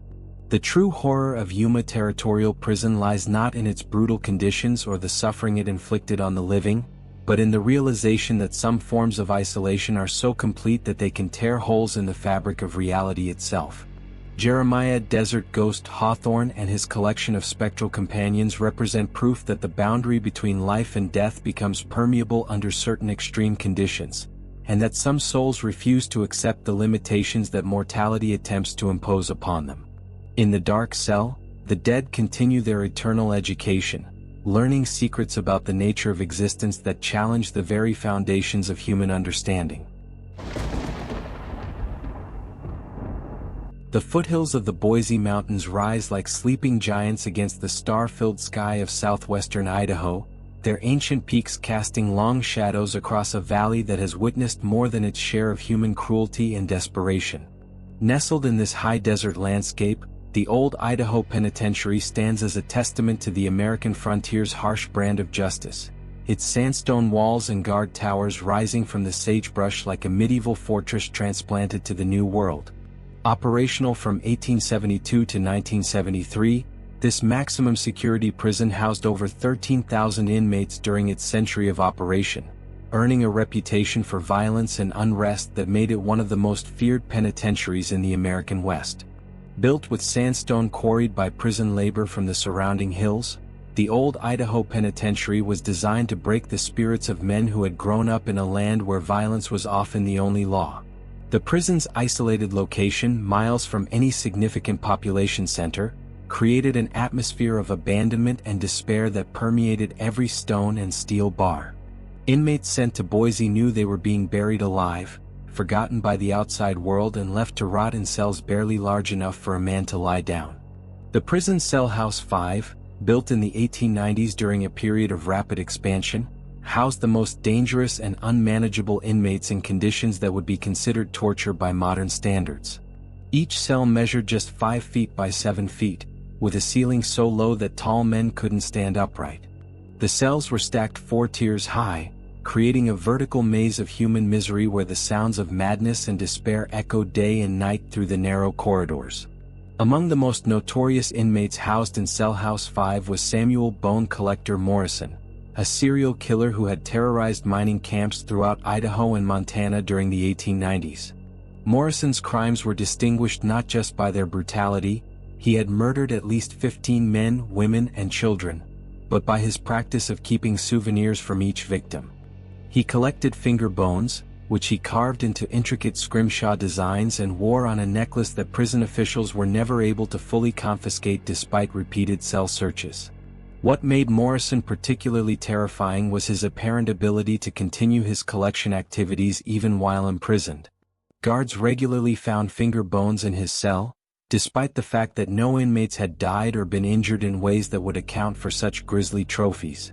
When questioned about the source of his bones, Morrison would smile and claim that his friends brought them to him during the night, spirits of his victims who appreciated his artistic talents and wanted to contribute to his ongoing work.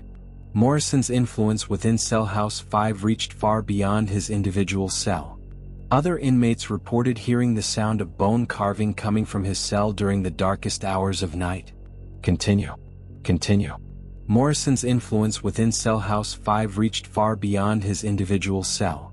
Other inmates reported hearing the sound of bone carving coming from his cell during the darkest hours of night, accompanied by whispered conversations in languages that seemed to predate human civilization. The scraping and scratching sounds would continue for hours, creating an atmosphere of dread that spread throughout the 4-tier cell block like a contagion of fear. More disturbing were the reports from guards who worked the night shift in Cell House 5. They described seeing shadowy figures moving through the corridors between midnight and dawn, forms that seemed to glide rather than walk and appeared to be carrying small objects that gleamed white in the dim gaslight. These apparitions would approach Morrison's cell and appear to pass items through the bars, despite the physical impossibility of such an exchange given the constant surveillance and security measures in place. The phenomenon reached its terrifying peak during the winter of 1902, when a series of riots and violent incidents plagued the penitentiary. Morrison seemed to orchestrate much of the violence from his cell, somehow communicating detailed information about guard schedules, weapon locations, and security vulnerabilities to inmates throughout the prison. But his most chilling prediction came in the form of a bone carving he created that depicted the prison gallows with 13 figures hanging from the crossbeam, a prophecy that would prove horrifyingly accurate when a mass execution was carried out the following spring.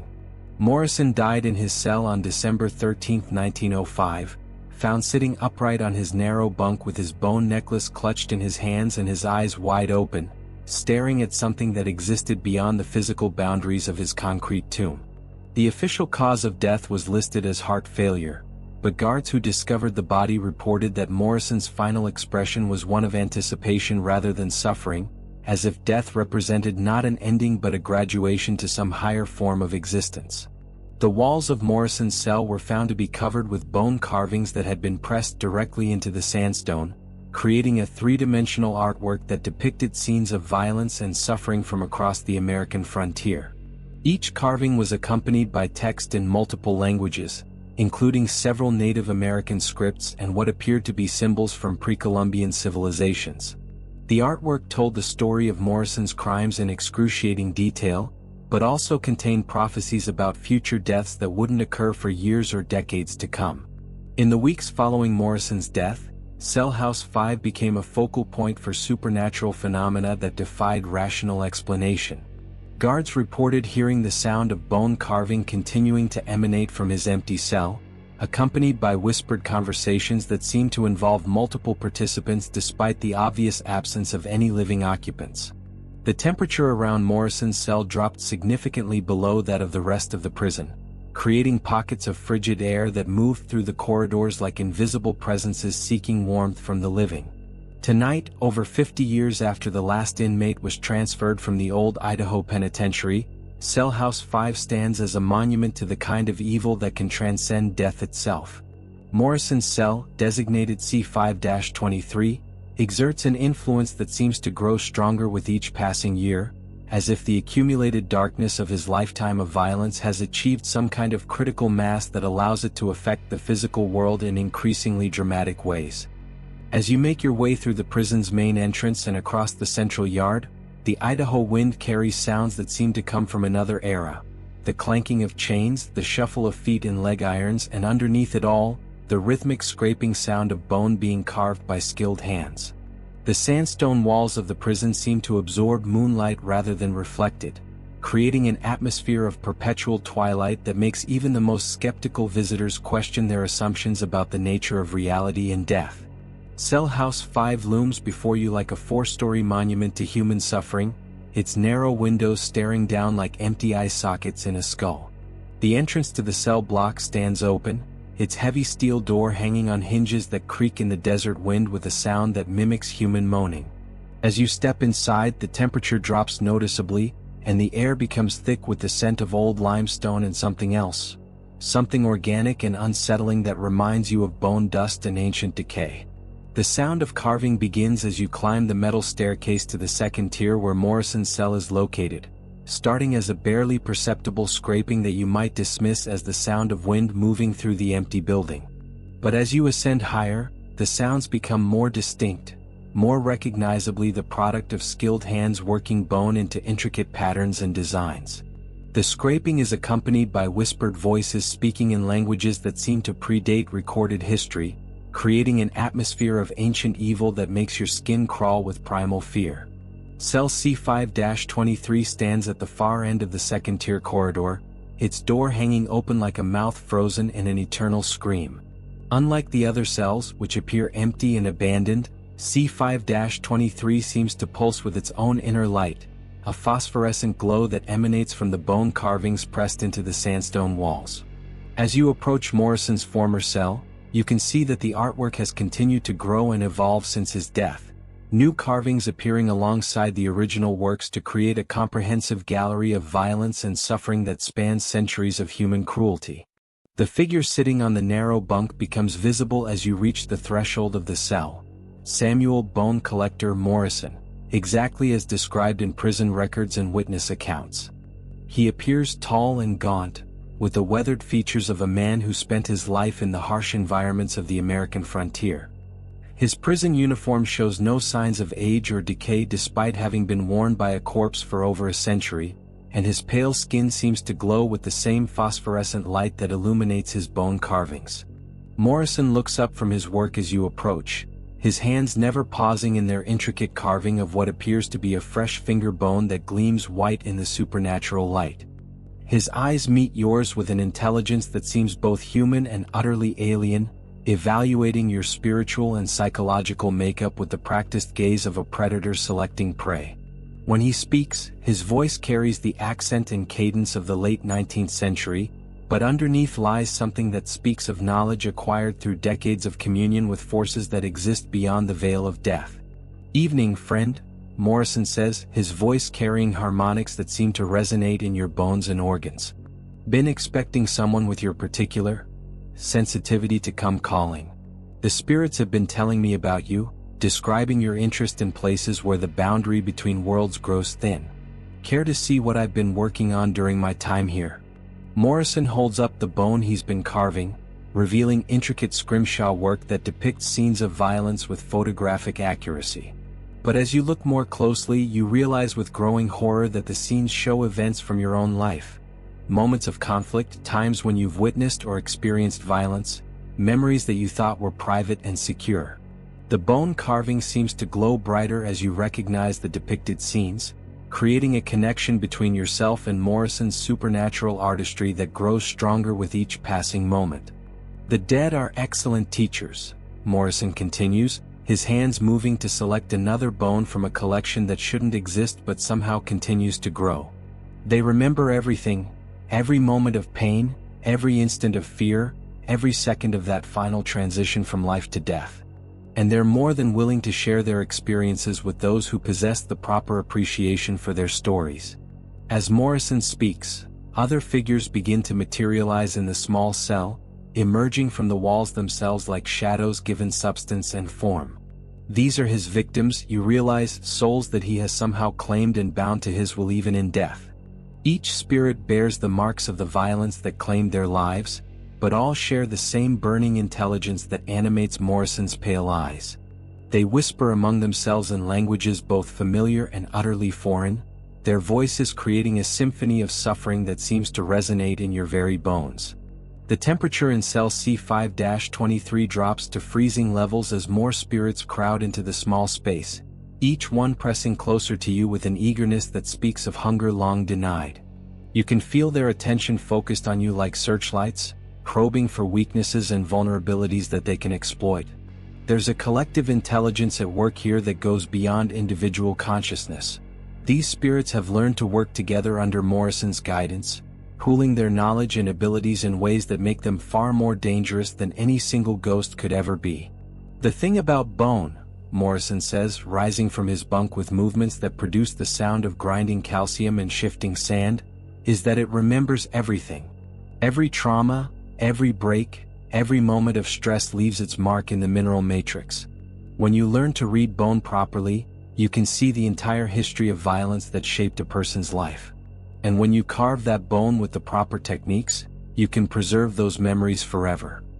Morrison begins to move toward you, his ghostly companions forming a circle that cuts off any possibility of escape. In his hands, he holds carving tools that seem to be made of shadow and starlight, implements that could work flesh and bone as easily as they shape supernatural materials. The bone carvings on the walls begin to glow brighter, creating a strobe effect that makes it difficult to focus on any single detail while simultaneously revealing new layers of artistic horror that speak to a creativity twisted by decades of communion with the dead. Just as Morrison reaches out with his supernatural carving tools, just as you feel the first touch of ghostly fingers against your skin, a sound echoes through Cell House 5 that makes even the dead pause in their advance. Somewhere in the distance, a coyote howls, a wild, pure sound that seems to carry the essence of life continuing despite death's best efforts to claim it. The sound breaks the spell that has been building in the cell, reminding you that the natural world continues beyond these walls of stone and suffering. The interruption gives you the strength to break free from the circle of spirits and flee down the corridor, Morrison's inhuman laughter following you through the empty cell house as his ghostly companions join in a chorus of frustrated rage. Even as you reach the exit and burst into the cool Idaho night, you can still hear the sound of bone carving echoing from cell C5-23, a reminder that Morrison's supernatural artistry continues regardless of whether the living are present to witness it. The true horror of the old Idaho Penitentiary lies not in its violent history or the brutal conditions that drove men to desperation, but in the realization that some forms of obsession are so complete that they can transcend death and create new forms of existence beyond human understanding. Samuel Bone Collector Morrison represents proof that artistic vision, when combined with sufficient malevolence and supernatural power, can become a force capable of claiming souls and binding them to an eternal servitude that makes death seem like a mercy rather than an ending.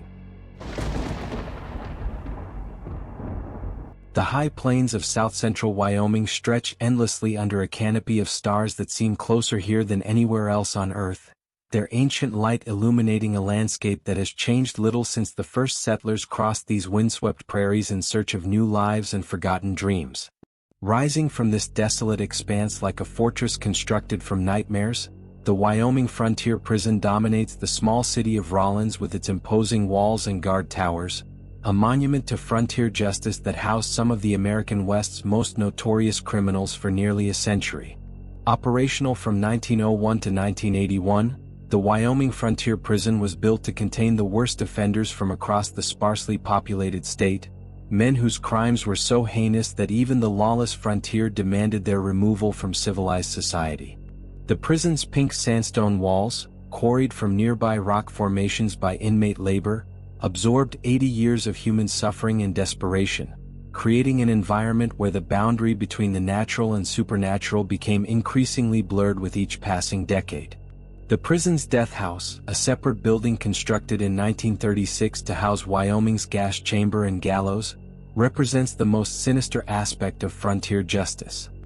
Here, in rooms designed specifically for the purpose of ending human life, 15 men met their deaths between 1912 and 1965, their final moments witnessed by selected officials and family members who gathered to see justice served in its most final form. The death house contained not just the execution chambers, but holding cells where condemned men spent their final hours contemplating the approaching end of their existence.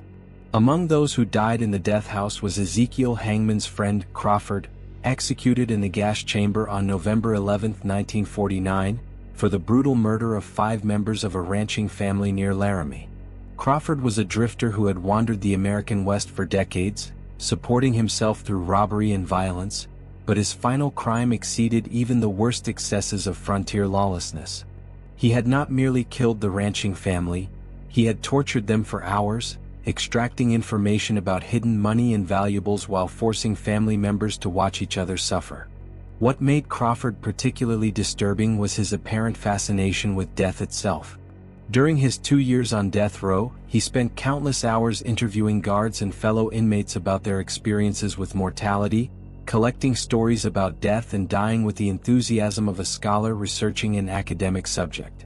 Crawford claimed to be preparing for his own execution by learning everything possible about the transition from life to death, and he approached his approaching demise with an eagerness that troubled even the most hardened prison officials.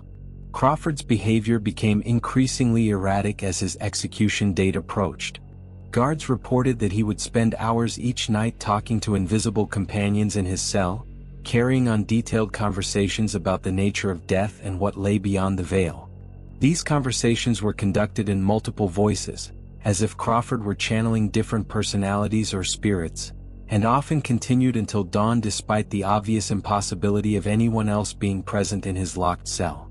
The phenomenon escalated during Crawford's final weeks, when other death row inmates began reporting visits from ghostly figures who claimed to be former prisoners executed in the death house. These apparitions would appear in cells throughout the building, sharing detailed information about the execution process and offering advice about how to make the transition from life to death as smooth as possible. The spirits seemed to be recruiting new members for some kind of supernatural organization, promising that death was not an ending but a transformation into a more powerful form of existence.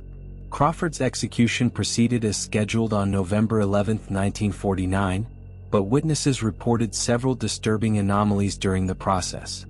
As the gas chamber filled with cyanide, Crawford began to laugh, not the hysterical laughter of a man facing death, but a deep, joyous sound that suggested genuine pleasure and anticipation. His final words, delivered through the gas chamber's intercom system, were, "Thank you for this gift. I'll be waiting on the other side to welcome the next ones home."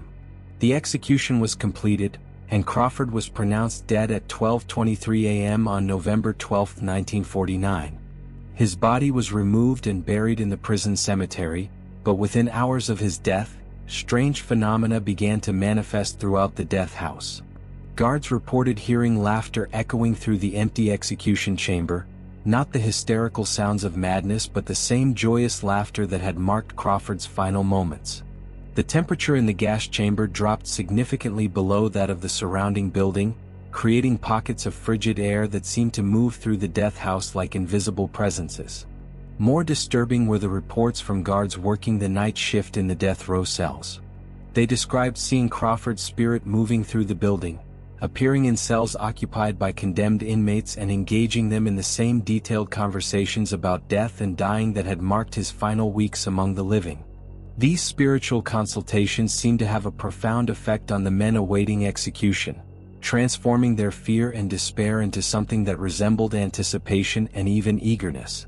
Tonight, over 40 years after the last execution was carried out at the Wyoming Frontier Prison, the death house continues to serve as a gathering place for whatever supernatural organization Crawford established during his time on death row.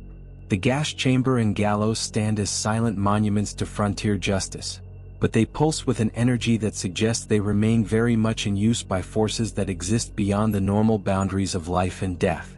As you approach the death house across the prison's main yard, the Wyoming wind carries sounds that seem to come from another era. The mechanical hiss of gas being released, the creak of rope under weight, and underneath it all, the sound of multiple voices engaged in animated conversation about subjects that living minds were never meant to contemplate. The pink sandstone walls of the building seem to absorb starlight rather than reflect it, creating an atmosphere of perpetual twilight that makes the structure appear to exist in a different dimension from the surrounding landscape. The entrance to the death house stands open despite the late hour, its heavy steel door hanging on hinges that have been warped by decades of exposure to whatever supernatural forces have claimed this place as their domain. As you step inside, the temperature drops dramatically, and the air becomes thick with the scent of almonds and something else. Something chemical and antiseptic that reminds you of a hospital morgue or funeral home preparation room. The gas chamber becomes visible as you make your way through the death house's narrow corridors, an octagonal chamber of steel and glass that was designed to contain and channel the most final form of human justice.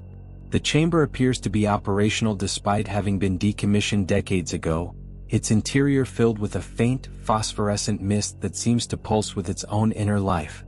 Through the thick glass windows, you can see a figure seated in the execution chair. Ezekiel Hangman's friend, Crawford, exactly as described in witness accounts from his execution. Crawford appears as a tall, lean man with the weathered features of someone who spent his life wandering the harsh landscapes of the American frontier. His execution clothes show no signs of age or the effects of cyanide poisoning, appearing clean and pressed as if he had just put them on. His pale skin glows with the same phosphorescent light that fills the gas chamber, and his eyes burn with an intelligence that seems both human and utterly transcendent. Crawford looks up as you approach the gas chamber, his gaze meeting yours through the thick glass with an expression of welcome that is profoundly disturbing. He gestures for you to come closer, his movements producing no sound but somehow conveying an invitation to join him in the chamber for a conversation about subjects that the living rarely have the opportunity to discuss. When he speaks, his voice seems to come from everywhere at once, resonating through the steel and glass of the chamber and the stone walls of the death house with harmonics that make your teeth ache and your bones vibrate. "Welcome to the true frontier," Crawford says, his voice carrying echoes of gas chamber hiss and gallows creak. "The boundary between life and death where real exploration begins. I've been expecting someone with your particular curiosity about the nature of mortality. The spirits have been telling me about your travels, your visits to places where the veil grows thin. Would you like to learn what we've discovered during our time on this side?" As Crawford speaks, other figures begin to materialize throughout the death house, emerging from the walls and shadows like spirits given substance and form. These are the men who died in Wyoming's execution chambers, souls that Crawford has recruited into his supernatural organization during their moments of transition from life to death. Each figure bears the marks of their method of execution. Some show signs of hanging, others the effects of gas chamber poisoning, but all share the same burning intelligence and sense of purpose that animates Crawford's ghostly form. The spirits begin to move through the death house with purpose, some operating the gallows mechanism while others adjust controls on the gas chamber that shouldn't function but somehow continue to respond to ghostly manipulation. They're preparing for something, you realize, conducting a rehearsal or demonstration of their execution equipment for reasons that become increasingly clear as more spirits gather in the narrow corridors of the building. "The thing about execution," Crawford continues, his voice growing louder as the other spirits add their voices to his, "is that it doesn't end anything, it transforms everything. The moment of death, when properly experienced, becomes a gateway to forms of existence that the living can barely imagine. We've learned to use that transition, to harness the energy released when life force separates from physical matter. And we've discovered that we can share that knowledge with others who possess the proper receptivity. The temperature in the death house continues to drop as the spirits complete their preparations, creating pockets of air so cold that your breath becomes visible in crystalline clouds. The gas chamber begins to fill with more of the phosphorescent mist, while the gallows creaks under the weight of an invisible body being lifted by forces that exist beyond the physical world. The entire building seems to pulse with supernatural energy as Crawford's ghostly organization prepares to demonstrate their mastery over the boundary between life and death. "We're offering you an opportunity," Crawford says, rising from his execution chair with movements that produce the sound of escaping gas and creaking hemp. "A chance to experience the ultimate frontier, to cross over into forms of existence that most humans never discover. The transition is surprisingly pleasant once you stop fighting it, and the rewards on the other side exceed anything available in the world of the living." The spirits begin to press closer, their ghostly forms becoming more solid and defined as they focus their collective attention on you. You can see their faces clearly now in the phosphorescent light. Men who died in agony but have somehow transformed that suffering into something resembling joy and anticipation.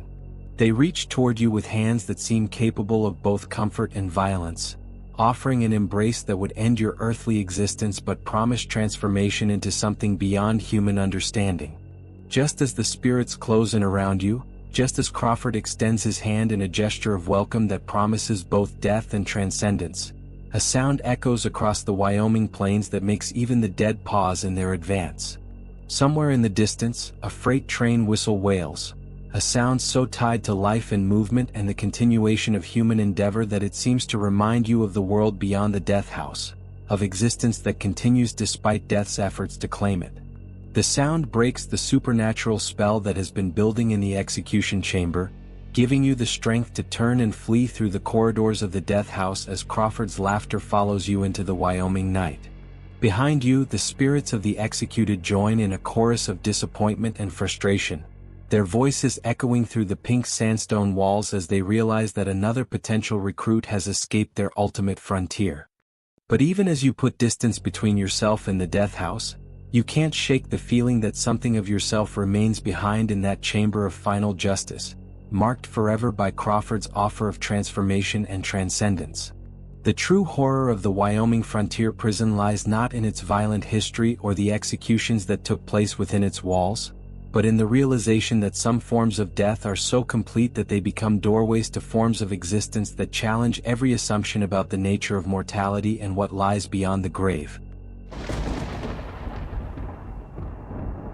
The ancient live oaks of Charleston drape their Spanish moss like funeral shrouds over a city that has witnessed more than its share of tragedy and triumph, their gnarled branches reaching toward a sky that has looked down upon 3 centuries of human drama played out on cobblestone streets and antebellum mansions. Rising from this haunted landscape like a Gothic cathedral dedicated to human suffering, the old Charleston jail stands as a monument to justice and injustice in equal measure, its weathered brick walls having contained some of the most notorious criminals in Southern history during its 140 years of operation. Built in 1802 and operational until 1939, the Charleston jail housed everyone from common thieves and drunks to Confederate prisoners of war, notorious pirates, and condemned murderers awaiting execution. The jail's octagonal tower and fortress-like walls were designed to intimidate as much as contain, creating an atmosphere of dread that permeated the historic district like fog rolling in from Charleston Harbor. Over 10,000 souls passed through its gates during its long history, leaving behind a psychic residue of fear, desperation, and malevolence that continues to manifest long after the last prisoner was transferred to more modern facilities. The jail's most notorious period occurred during the Antebellum years, when it housed captured pirates from the Caribbean who had terrorized shipping lanes along the Atlantic coast. Among these was Captain Bartholomew Blackheart Thorne, whose crew had seized over 40 vessels and murdered countless sailors during their reign of terror in the 1820s and 1830s. Thorne was a figure from the last golden age of piracy, a man who had grown up in the lawless ports of Tortuga and Nassau, where violence was currency and mercy was a luxury few could afford. What made Thorn particularly dangerous was not just his capacity for violence, but his charismatic leadership and apparent ability to command loyalty even from those who had every reason to hate him. During his 6 months in the Charleston jail awaiting trial and execution, Thorn somehow managed to orchestrate escapes, coordinate smuggling operations, and maintain communication with Confederates throughout the Caribbean, all from his cell in the jail's maximum security section. But Thorn's most disturbing characteristic was his claim to possess supernatural powers derived from rituals he had learned during his years of plundering ships and enslaving crews throughout the West Indies. He insisted that he had made pacts with entities that existed beyond the normal boundaries of human understanding, trading his soul for abilities that allowed him to command wind and storm, to see through the eyes of seabirds, and most unsettling of all, to continue existing in some form even after physical death. Guards at the Charleston jail reported increasingly strange phenomena during Thorn's incarceration. The temperature around his cell would fluctuate wildly without warning, creating pockets of tropical heat that smelled of salt spray and rotting seaweed, followed by bone-chilling cold that seemed to carry the essence of deep ocean waters. More disturbing were the sounds that emanated from Thorn's cell during the darkest hours of night. Not just his voice, but the creaking of ship timbers, the snap of sails in strong wind, and the distant sound of cannon fire that seemed to come from battles being fought on invisible seas. Other prisoners reported that Thorn would appear in their cells during the night, not as a physical presence but as a spectral projection that retained all the menace and charisma of the living pirate captain.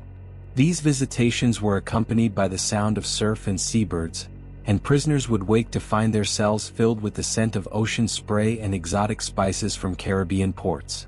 Thorn would offer these men deals similar to those he claimed to have made with supernatural entities: freedom and power in exchange for their souls and eternal service to his ghostly crew. The phenomenon reached its peak during the week leading up to Thorn's execution, when a series of violent storms struck Charleston with unprecedented fury. The storms seemed to center on the jail itself, with lightning striking the octagonal tower repeatedly while winds howled through the city streets with the sound of 1,000 tormented souls.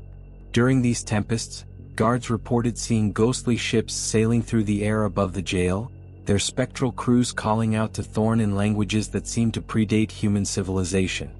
Thorn was hanged in the jail's courtyard on October 13, 1835, before a crowd of officials and curiosity seekers who had gathered to witness the end of one of the Caribbean's most notorious pirates.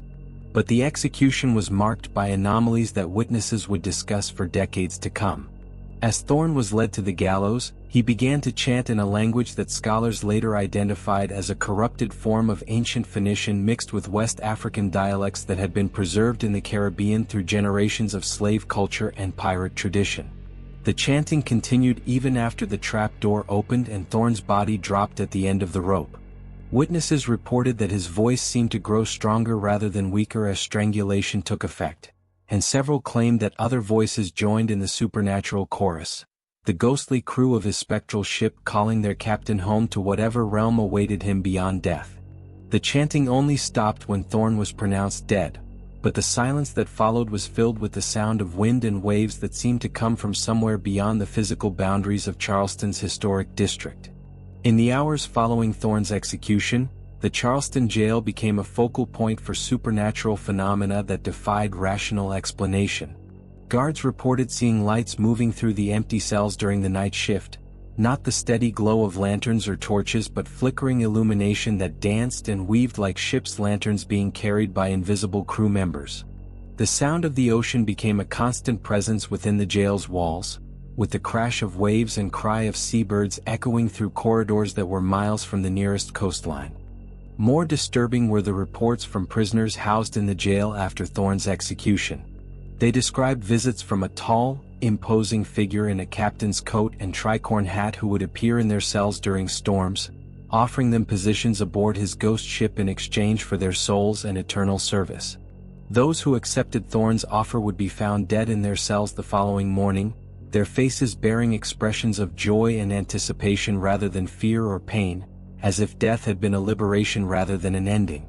Tonight, over 80 years after the last prisoner was transferred from the old Charleston jail, Captain Bartholomew Blackheart Thorne continues his supernatural recruitment among the living and the dead who dare to enter his domain. The jail stands empty but far from abandoned, its brick walls and iron bars serving as anchors for a ghost ship that sails between the worlds of the living and the dead, forever seeking new crew members for voyages to destinations that exist beyond the boundaries of human understanding. As you approach the old Charleston jail through the narrow streets of the historic district, the Spanish moss seems to whisper warnings in the coastal breeze, and the very air becomes thick with the scent of salt water and exotic spices that have no business existing miles from the harbor. The jail's octagonal tower looms against the star-filled sky like a lighthouse guiding ships to dangerous shores, its weathered brick walls seeming to pulse with their own inner tide that rises and falls in rhythm with unseen oceans. The entrance to the jail stands open despite the late hour, its heavy wooden door hanging on hinges that creak with the sound of ship timbers straining in a storm.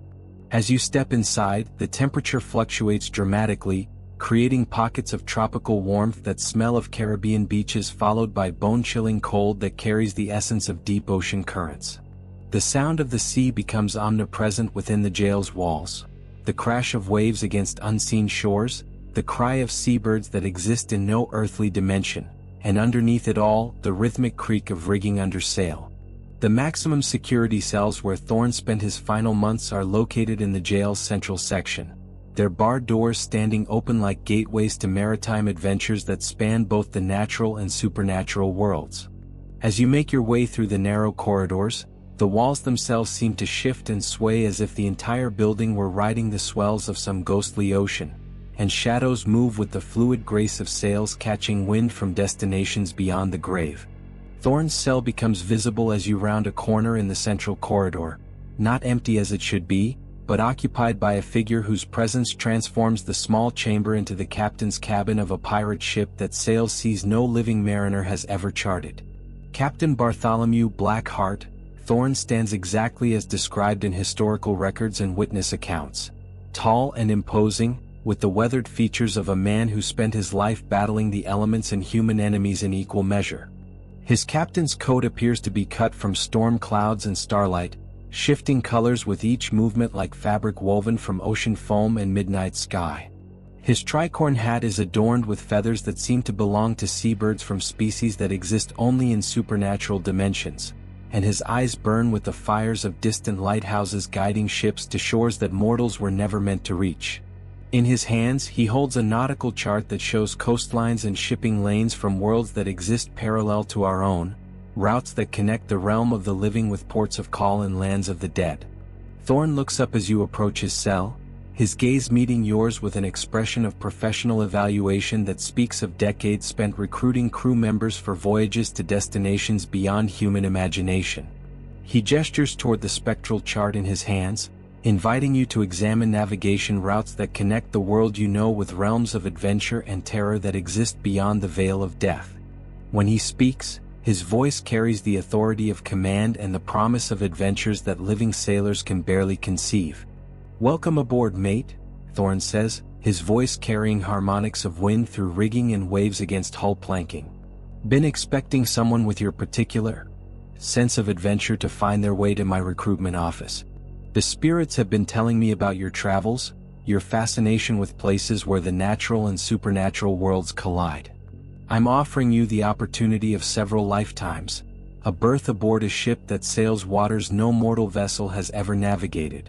As Thorne speaks, the walls of his cell begin to fade and shift, revealing the interior of a ship's cabin that defies physical laws and architectural possibility. Through spectral portholes, you can see an ocean that stretches to horizons painted in colors that exist beyond the normal spectrum of human vision. Other figures move about the cabin with the easy familiarity of experienced sailors, members of Thorne's ghostly crew who accepted his supernatural offer during their own mortal lives and now serve aboard a vessel that exists between dimensions. The ghostly sailors represent men from different eras and backgrounds, united by their willingness to trade earthly limitations for the freedom to explore realms that living humans can only imagine. Some wear the clothing of colonial pirates, others the uniforms of Civil War naval officers, and still others dress in the casual attire of modern adventurers who somehow found their way aboard Thorn's interdimensional vessel. Each man bears the marks of the courage and curiosity that attracted the pirate captain's attention, but also the subtle signs of transformation that mark their evolution from mortal sailors to supernatural crew members. The thing about conventional sailing, Thorn continues, his spectral chart beginning to glow with phosphorescent light that reveals shipping lanes connecting earthly ports with destinations and realms of pure possibility, is that it's limited by wind and tide, by the boundaries of geography and the constraints of mortal time. But when you sail the seas between worlds, when you navigate by stars that exist in multiple dimensions simultaneously, the entire universe becomes your ocean, and every port of call offers adventures that exceed anything available in the realm of the living. The temperature in the cell, or ship's cabin, continues to fluctuate as Thorn's ghostly vessel rides swells from oceans that exist in dimensions parallel to our own. Through the spectral portholes, you can see other ships sailing the supernatural seas, vessels from different eras and cultures united in their exploration of waters that connect all times and places in a vast network of maritime adventure that spans the boundaries between life and death. "I'm offering you a position," Thorn says, rising from his captain's chair with movements that produce the sound of creaking leather and rustling charts. "Navigator on a vessel that sails where no mortal ship can follow, crew member aboard a craft that explores the very boundaries of existence itself. The transformation is surprisingly pleasant once you stop fighting it, and the adventures on the other side exceed anything available in the world of conventional sailing."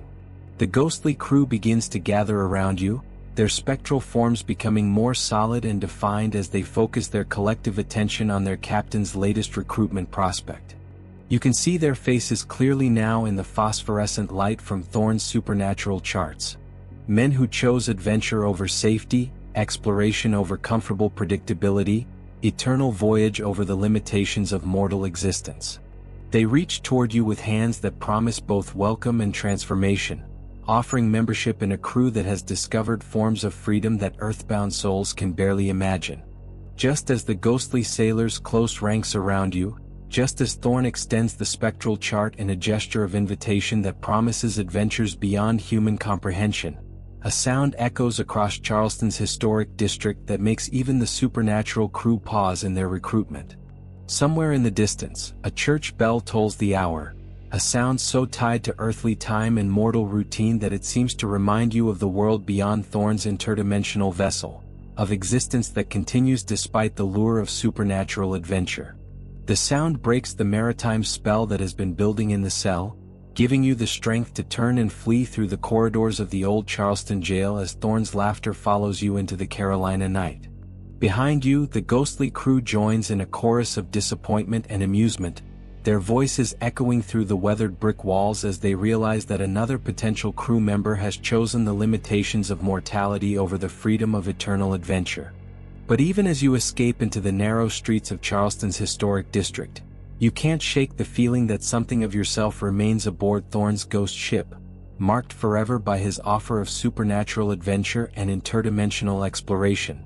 The true horror of the old Charleston jail lies not in its violent history or the executions that took place within its walls, but in the realization that some forms of freedom are so complete that they transcend death itself, offering adventures that challenge every assumption about the boundaries between the possible and impossible, the living and the dead.